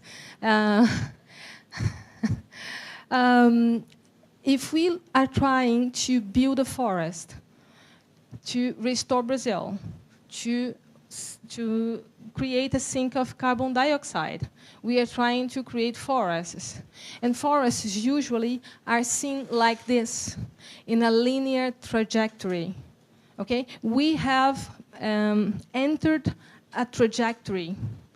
As you are aware or not, we have entered as a society into a trajectory. We are looking to the future in a very attentive way. And actually, we used to think the trajectories, and this can be modeled mathematically, and we look to trajectories usually like a line, because we are humans, we don't have this big imagination to imagine trajectories, but actually trajectories are more like this. They go back, they go further, they are not. That's the good about biological sciences, working with biological science. They are not precise. Probabilistically, they are very difficult to predict. So this is probably the more real model, multi-directional trajectory. But actually, okay, of course, we expect degraded states to be in the past and restored states to be in the future. And fire is there, because probably most of those going backs are fires, okay? And actually, the raw truth is not even bidimensional. is three-dimensional, or even more dimensional than three, more dimensions than three. This is vector mathematics. I mean, I don't know how to say it in multidimensional mathematics. It's actually easy to model. It's not that difficult. But this is the truth about what are our trajectories. And again, the fires there, changing the trajectories. And why I'm talking about trajectories, not only because we have entered this trajectory through the future that we don't know what we're going to be, but actually because it is possible to model. If it's possible to model, we can, because we know a lot of plants, there is a very good side about studying plants. It's a very ancient line of research. We know a lot of plants. We have been studying plants about 2,000 years already. Okay? So we know a lot about plants. So it's, as far as our knowledge goes, we can describe a plant through functional traits. And if we use the functional traits and select them to input your desired trait into this modeling, you can create a community assemblage that maybe can be selected to have more LFMC traits that are very high in terms of how much water the vegetation holds. If you want to do so, to plant with this idea in mind, is our decision. But maybe you have seen yesterday Amazon forest, and I guess the next, this one is a good example. Yesterday, Carlos Nobre showed that we have to restore the lower part of Amazon because it's the frontier with the Cerrado, the Brazilian savanna. And because Cerrado is much drier, and he showed as well that the forest is drying, so savanna is going up through Amazon. This is another example, it's just that it's in Africa. I chose an example of Africa to show that the problem is ours, no matter which country you come. This one is a transition between savanna and forest in Gabon. Gabon peut-être? Gabon? I don't know if it's Gabon. I hope I didn't say wrong. This is the transition between savanna and forest. And here you see the grass biomass and the leaf area index, and the distance to savanna here is 0. As far you go to the right, you go into savanna. As far you go to the left, you go into the forest. And what is nice here is to see that the amount of grasses are related to inflammability. Probably you know about this. But grasses, they have lower content of water. They have LFMC very low because they have a specific photosynthetic type that is C4 photosynthesis. So they have this adaptation to avoid light because they have leaves like these. It's very specific group, grasses. But why grasses are important? Because grasses are our food. Rice is grass. Flour is grass flour, not flour. Oh my God. Trigo. Wheat. Flour. Wheat is grass. So grass is our food. And actually, grasses are in almost all ecosystems, also naturally. So grasses are very important. Grasses are very flammable because they have lower content of water. And this graph shows this. Okay, but the idea here is that the transition is very important. A humid forest shouldn't burn, so we should plant forests. And to plant forests, we have to think about time. As I said before, this is a theoretical conceptual framework. I don't really, I'm a professor. I know that it's very hard, this kind of contents. I don't want you to go through all the variables that are there, the processes that are there. But what I want you to look into is that the structuring phase, the first phase of a tropical forest, takes at least 15 years. So in Brazil, if we start to plant today, 2025, 12 million hectares will just arrive at the end or near to the end of the structuring phase in 2040. So I do agree that the copy of Belém do Pará is very important because it's a turning point in terms of vegetation as well to us, to our problem. So 15 years is, and of course, it's an estimation. It can have problems in the middle of the way, and you can go back and go forward, depends on your situation. So it will take 15 years to build a forest that doesn't burn. So you have some steps to do it. You have to choose the area, select the species. The selections of the species is the main argument of my talk today. We can look into the species that burn less. The probability of burn is lower than others. We have to monitor their survival. We have to monitor their stress. And we can model our trajectory. This is the idea.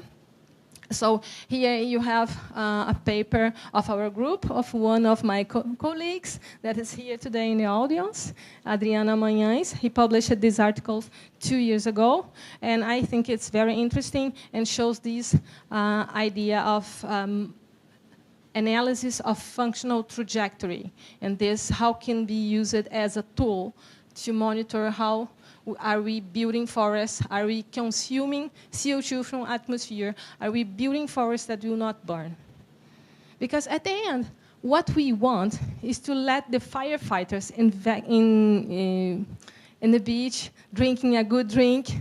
This is the main purpose. So we have to work also through the environment. And to those who think that the solution is just cutting trees, it is not.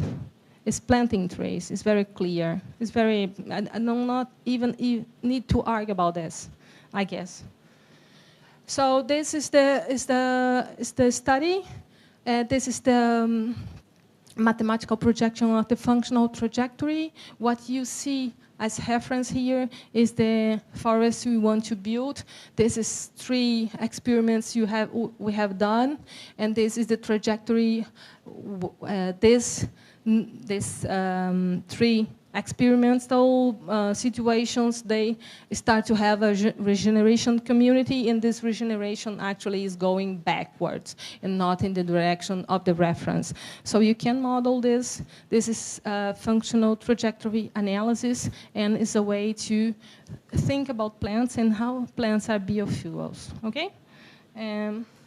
So let's follow our trajectory to the next 15 years. We have to create forests, Brazilian forests, I guess, at least. I'm not sure about other countries, but Brazil is very important. Forests that doesn't burn. And as Carlos Nobre said, and I would dare to say as well, I am planting students for the future as well. It's a very important part of my job, and I'm very proud of this. So this is my talk for today. Thank you.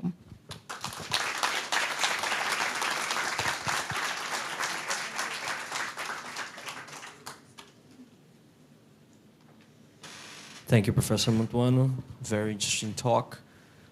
Do we have any questions from the audience? And I was joking. If anybody in the back wants the mic, I will take it. No problem.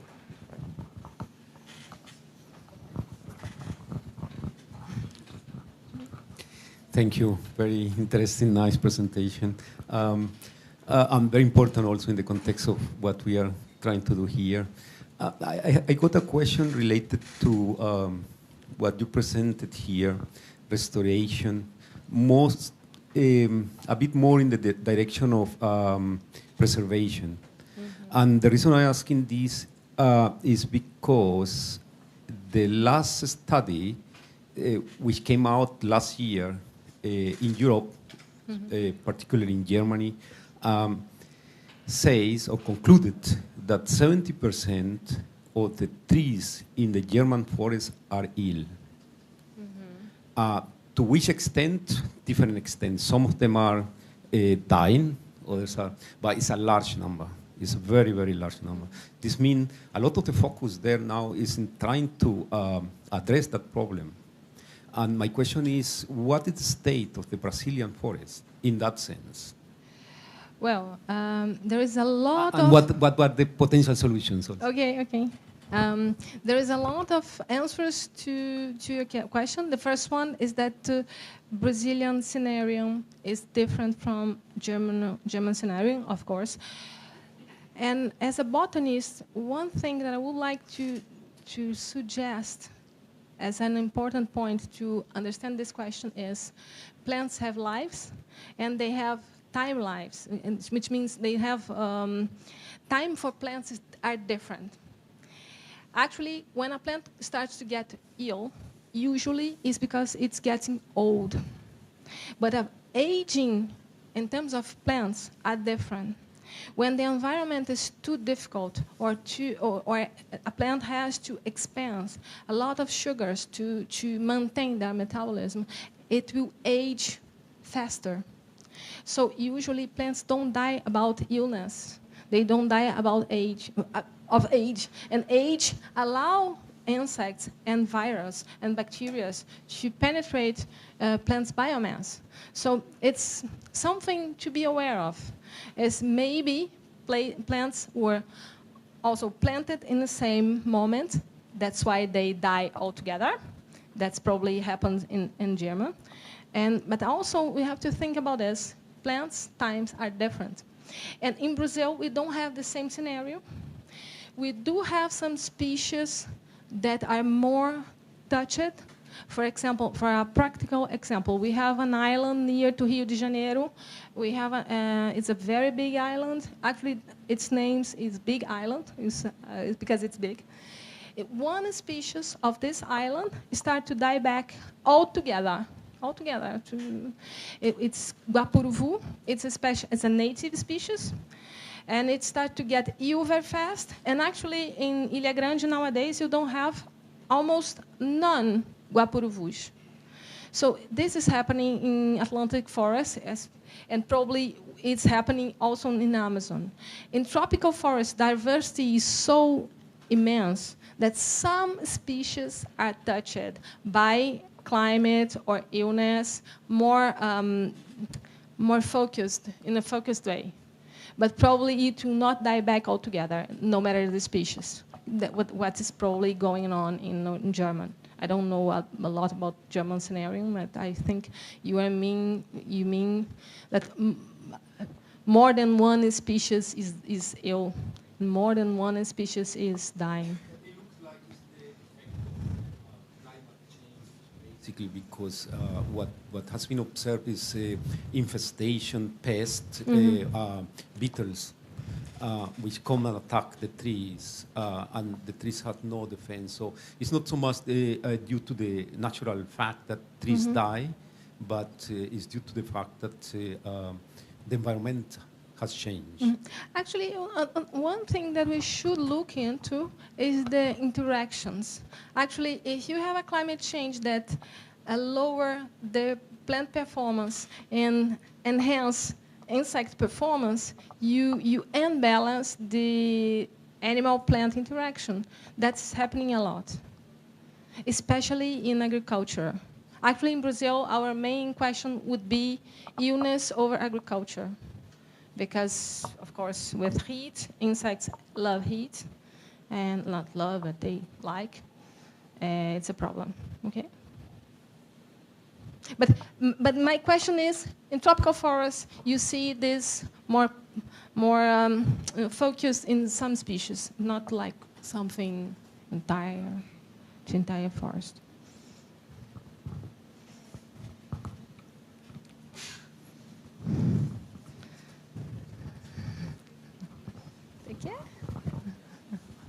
Thank you.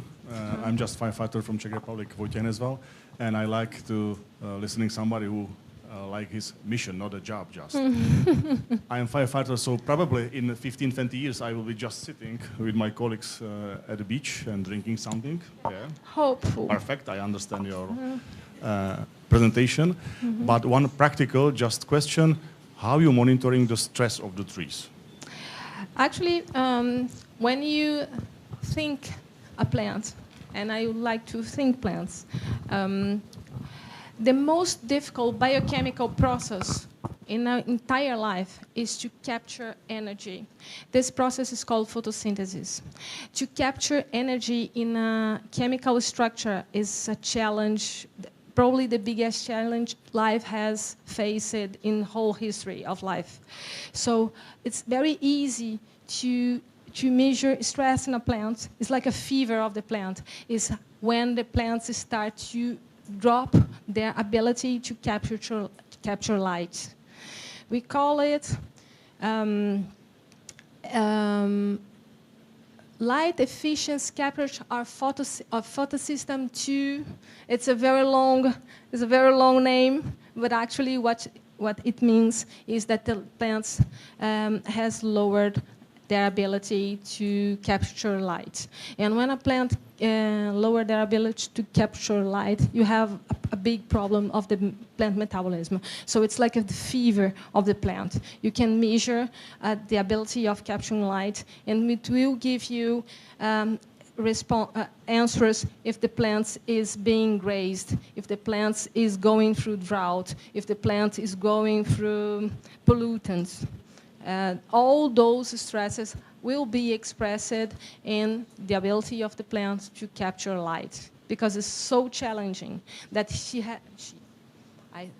I like to project me as a plant maybe, but the plant actually has to be in very, very good health to do photosynthesis properly and to capture light properly. So she has to be in the top of their performance to the photosynthesis. So it's very easy to monitor stress in plants, actually. The thing is, monitoring is easy. What is difficult is to manage after. You know the plant is going through stress, but which stress should you treat? Should you manage? We have another project. It's about this. It's how to monitor plants also. It's very difficult because it's very fast. When the plants start to get this index very high, it goes like 3-4 days before it dies. It goes very fast. So you have to manage, you have to understand which is the stress motivation, and it's very difficult to do it in practical managing. But we are trying to find if we can use a signaling that comes before this fever of the plant. I'm not sure if it was clear enough. I hope. Okay. Yes. First of all, thank you for your presentation. Welcome. It was amazing. Mm-hmm. I will be a little bit kindly provocative to you. Yeah, nice. Because yeah, I was full provocative today. Yeah. No, kindly, I said. But people's mind goes. You underlined many times in your presentation that you don't want plants to burn. Yeah. I'm coming from Mediterranean region. Yeah. I like fire as an ecosystem. I see, absolutely. I like fire. Fire is a very powerful and renewable, let's say, ecological and evolutionary force for an ecosystem like my ecosystem in Mediterranean. Mm-hmm, mm-hmm. And I think that as a natural component of the ecosystem, maybe, I don't know, I want to explain me, that it's functioning the same here in Amazonian. Mm-hmm. So the question is, we have to exclusive suppress the fire in Amazonian, or if the fire have the good role, let's say, to restore the forest, to exclusive the invasive species, to regulate organisms in the soil, etc. It's bad or it's good? Well, Thank you. Thank you. I Actually, hope I was kindly. yeah, it was. Absolutely. Actually, first I would like to say that I love Mediterranean vegetation. It's beautiful. Absolutely, I appreciate a lot. And maybe I have expressed myself a little bit not clear when I said that we can choose to plant species that do not burn. Because I do agree with you, absolutely, fire is important to some vegetations. We have in Brazil Brazilian savanna, that is Cerrado, where the fire has an important cycle of the vegetation. And probably the answer would be more philosophical. What we want for the future. What we want to still have fire in Mediterranean vegetation in Brazilian savanna, but maybe you don't want to have fire in Amazon or Atlantic forest, because actually in the past they didn't burn. It's something new. And I would like to go out of Brazil and go out of Mediterranean and go through United States. They have this politics of lighting fire to control vegetation. Prescribed fire. And actually, they use it also in vegetations that were not naturally subject to fire. They decided to do prescribed fire in vegetations that naturally do not get on fire. It's a choice.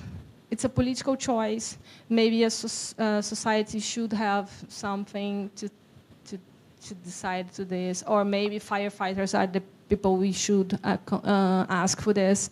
But actually, the point of view to a biologist, Amazon shouldn't burn. Atlantic forest shouldn't burn, because it will be, actually what we are moving is into an environment that is completely full of grasses. Because when you burn, you not only grasses, but you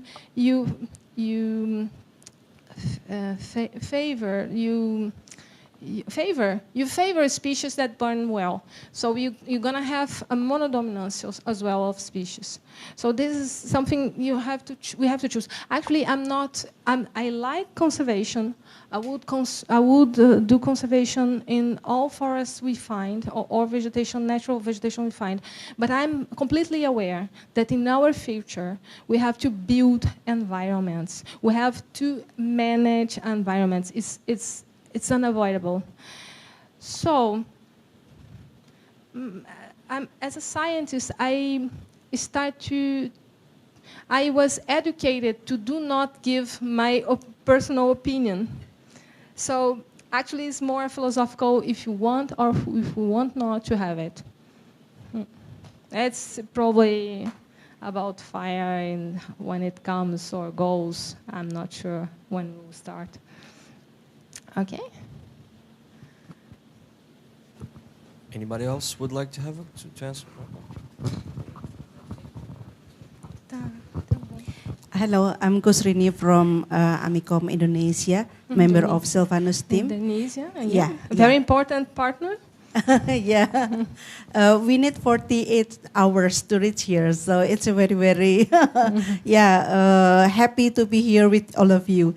Thank you for a very nice, interesting, and very important presentation, I think. You've shown many variables and models to assess forest condition, and I believe it will take a very, very long time to fully understand the real situation. Although indices are crucial for making key decisions to make forest restoration programs, I think. You mentioned monitoring plans. Is this done in the individual perspective, species perspective, or in the landscape perspective? As we know, the forest area is very, very extensive, right? So my next question is, how do you collect the long-term data across such a wide area? Well, this is large perspectives. Yeah. It's what we need. Yeah. It's not easy to work in large scale, especially do science in large scale. It's very difficult.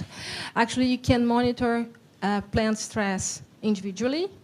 You can model plant stress to species, but the main effective tool will be monitoring from drones and monitoring from space, maybe. Okay. Actually, what I expect is not my research, okay?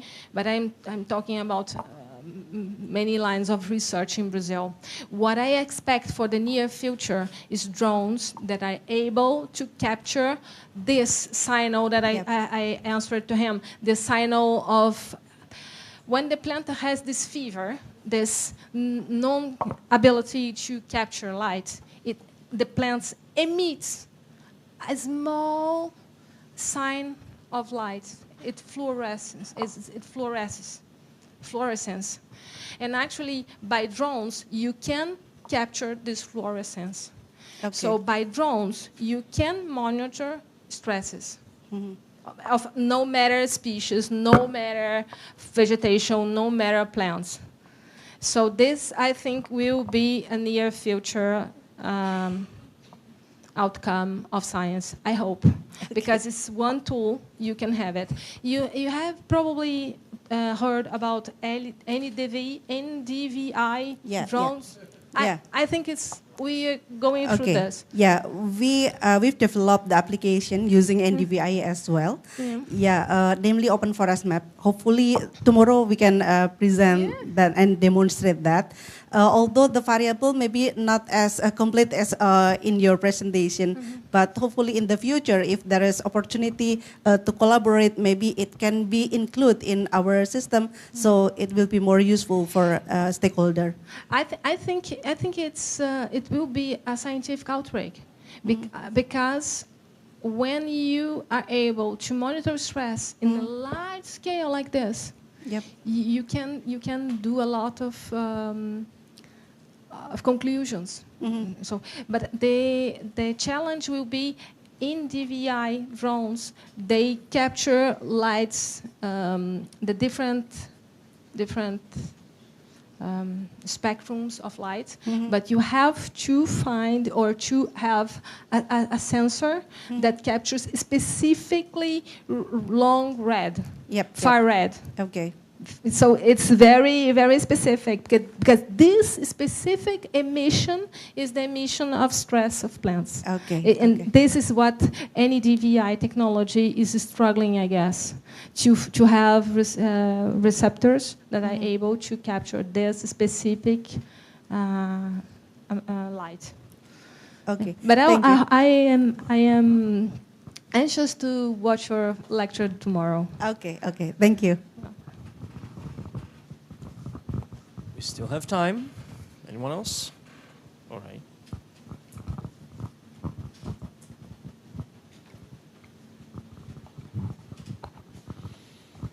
Thank you, Dulce, for your enlightening lecture. It was amazing. I felt at home because of my background in biology. So, and given your background, I'm curious, which specific ecophysiological traits do you consider most crucial when selecting plant species for restoration in fire-prone ecosystems, and how do these traits contribute to both immediate post-fire survival and long-term ecosystem resilience? First of all, I would select some functional traits that allow plants to do not dry before fire. Because when fire is there, it's very difficult to. It's about firefighters' job. It's not about science. You have to stop the fire. It's just one single main task. So what we can do with the vegetation is to avoid something before. So all the functional traits that tells us how plants resist to drought is the first step. The second one is less biomass accumulated, because less biomass accumulated I'm not sure if it's possible for forests, for example, because biomass accumulation is typical of forests. But less biomass accumulation is something good. Layering the canopy is something good.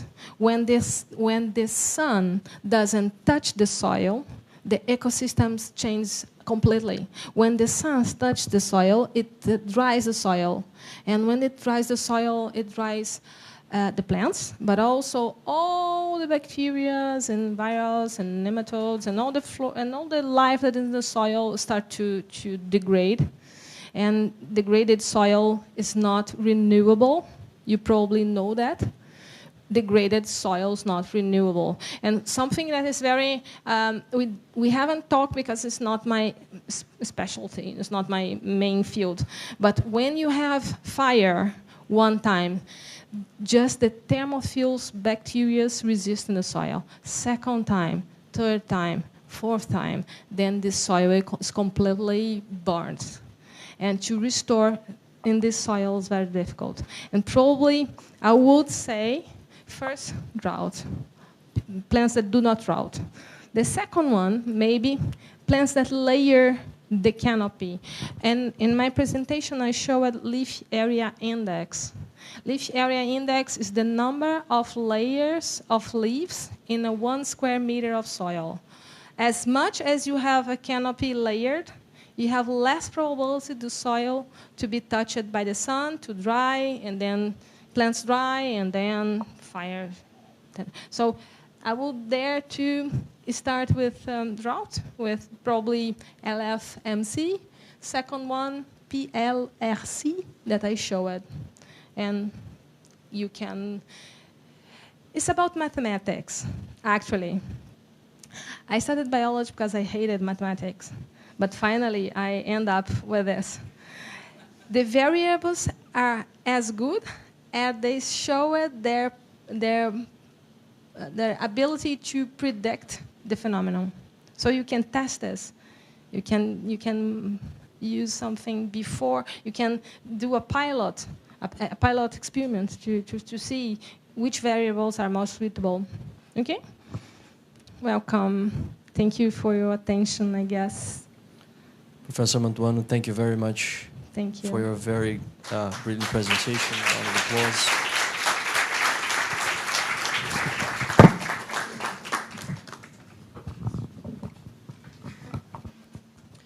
Interesting. I studied language because I hated mathematics as well. But my idea worked.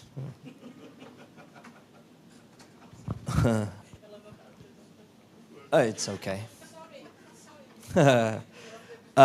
In keeping up with the latest change in our schedule, I will now invite Jacinto Aparecido Monteiro dos Santos Jr.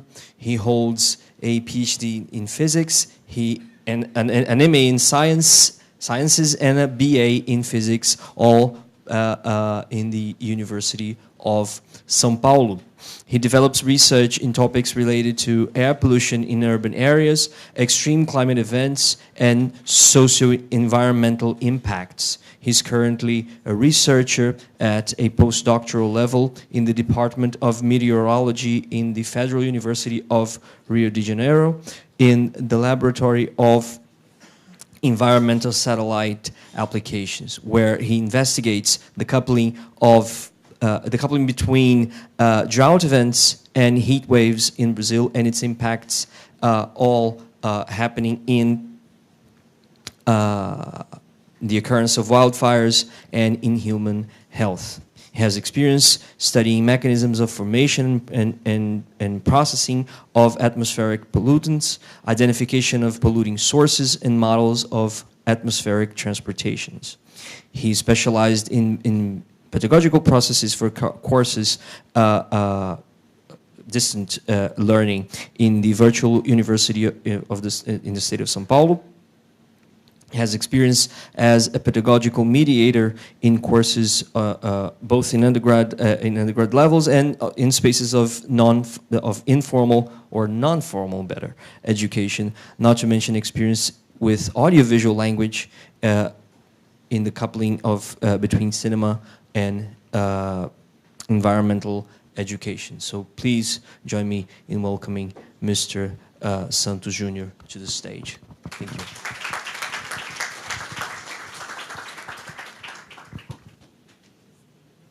So good morning, everyone. Actually, I'm here because Professor Renata Libonacci have a small health issue, nothing serious, but she cannot came here, so she just called me a few hours ago, so I here, and I will try to do my best. And the idea here is to talk about the Alarms platform, that is a platform focused on wildfire information to support fire prevention, management, and suppression in Brazil. And my name is Jacinto. I'm postdoc researcher in LASA, that is the laboratory of applications of environmental satellites here in Federal University of Rio de Janeiro. Você tem um... para passar os slides? Não, aqui está tranquilo. Obrigado. Just to put in context, LASA, or lab, is in Federal University of Rio de Janeiro, inside the Center of Mathematics and Environmental Sciences, in the Institute of Geosciences, in the Department of Meteorology. All of you are invited to know our lab, and we have 5 professors, leaders, heads of our lab. Professor Renata Libonacci, but also José Ricardo França, Ana Nunes, Lino Sander, and Leonardo Pérez. A lot of students, postdocs, and other researchers. So our goals are not focusing only on teaching and research, but also innovation. That is where the Alarms platform is inside, and also outreach. And talking about our research areas, our lab is focused mainly in remote sensing, wildfires and climate extremes, mainly droughts and heat waves that are topics that I work in now, but also water resources, numerical modeling, urban climate and pollution, and also climate and health interaction. I'm happy to show some publications of our lab in wildfires and climate extremes and other topics, so I can share this with you later. But talking about the Alarms, that is the platform to monitor the fire burned area in Brazil. So this platform is hosted in our website, and the main idea is focusing on 4 main topics. First, the near real-time and historical burned area monitoring, but also supporting prescribed burned area for stakeholders and fire weather danger forecast, and also capacity building. Talking about the innovation regarding near real-time burned area, in the platform we have, before the Alarms, we had a delay in the supporting the information on burned area, a delay of 3 to 6 months to have the access to... esqueci a palavra em português. But okay, the point is, after the Alarms, using artificial intelligence, we had the opportunity to have daily information, near real-time information on burned area with good spatial resolution. So this is the platform. We have the WebGIS and the dashboard where you can access the burned area. Now in Cerrado and Pantanal biomes, but the idea is to expand this to all biomes in Brazil.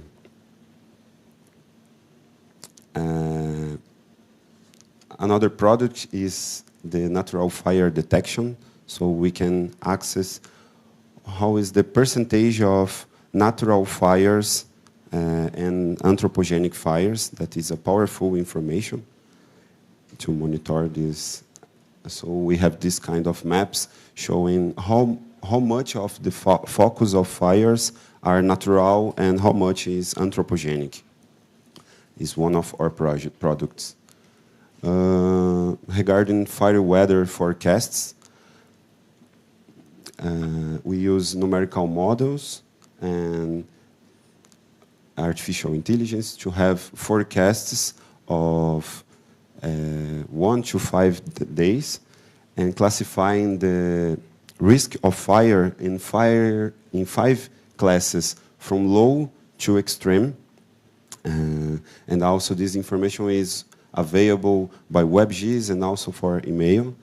You can have, for example, this is for Pantanal, but the idea is expand to the other biomes. We have the risk of fire divided in grid points from low to extreme. And this information is also available by email. You can cadastrate your email and receive these alerts. Well, so regarding seasonal fire weather forecasts, this is a product that is coming. We are so here is a map where we have the seasonal fire weather forecasts, and it shows the probability that one point have extreme burned area in the next season, in the next 3 months. So it's also a powerful tool. And the 40th point is that we have the CFAO, that is a fire management platform system to provide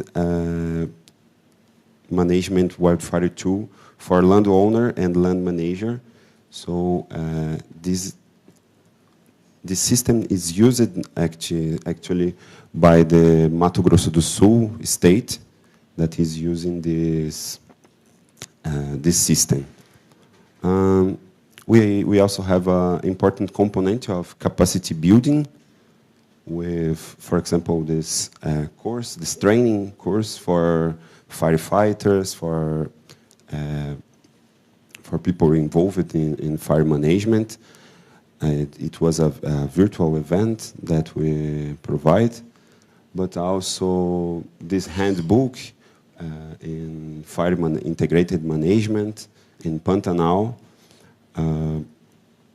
We also are involved in action plans by fire management in the Pantanal. Also, this is a book for children to capacitate and provide information, education. And our lab also is involved in actions from, for example, the World Meteorological Organization.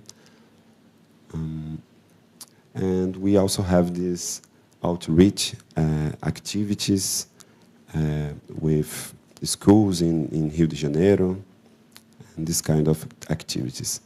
So to finalize, our end users are several government agencies from federal to state and municipalities, IMASU, ICMBio, CIMAN, IBAMA. We also are involved in the multi-agency integrated center that monitors fires from federal government. And this is our support. We have partnerships with ONGs and government. Okay, this is, thank you. You can follow LASA in social media, our website, and also write in this email. So thank you. Thank you, Dr. Santos. Do we have any questions from the audience? All right.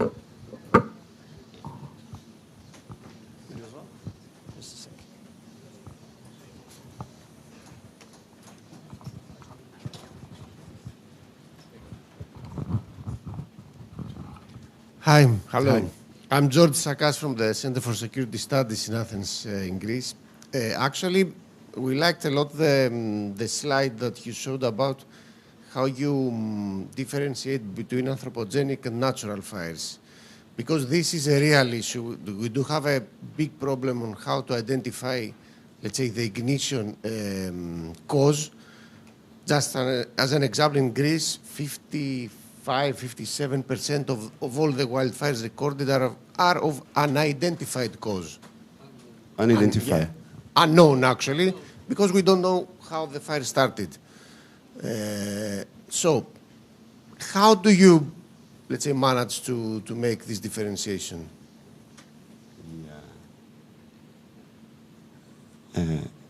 We have two papers with this methodology. So just 1 minute.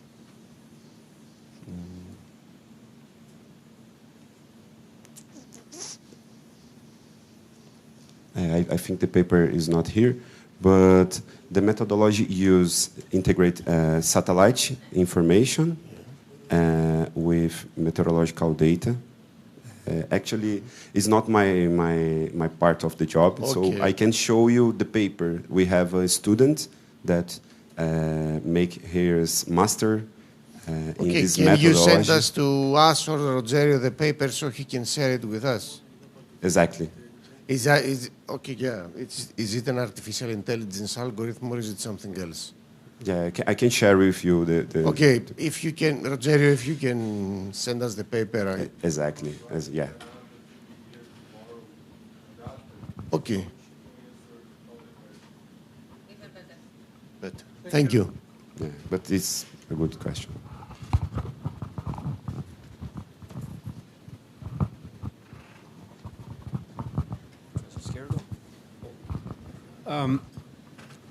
One comment first, and then a quick question. I see a lot of synergies with the Silvanus project. So, in the context of all this work that you are doing, I wasn't sure. I wasn't sure from your presentation about the integrated nature of all that. If you are putting everything together and presenting that in a dashboard for the user to use this type of things, but very interesting. So hopefully with George and the other people that are here, we have the opportunity to interact so that we exchange information in that context. Comment that was. My question is related to something which is very important for us in Europe, which is called funding. Funding.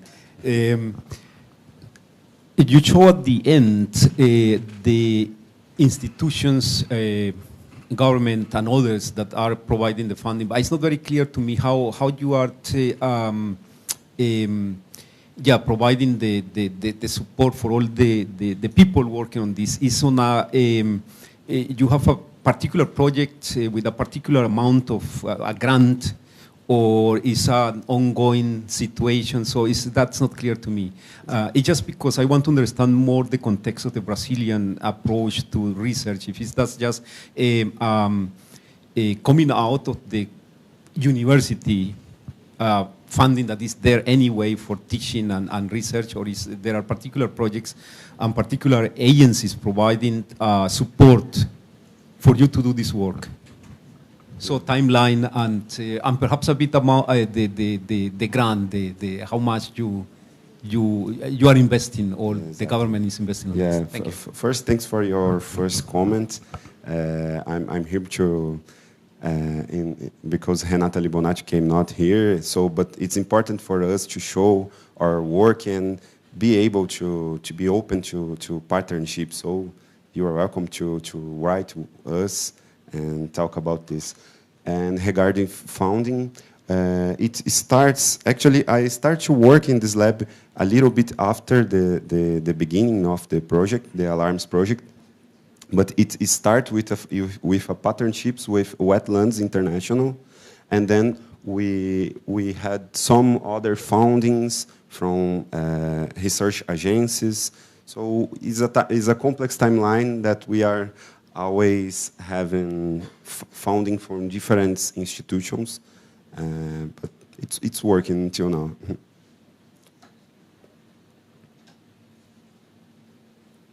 More questions?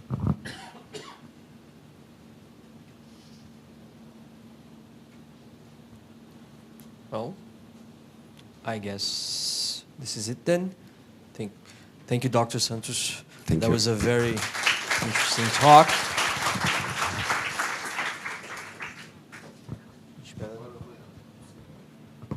Oh, right. So we are going to be back here tomorrow morning. We have another 4 lectures, I believe, tomorrow.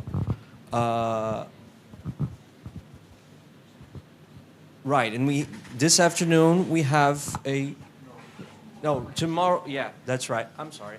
We have an event planned all day tomorrow, so you're obviously all invited to join us tomorrow as well. I'm told that right now we have to wait a little bit before...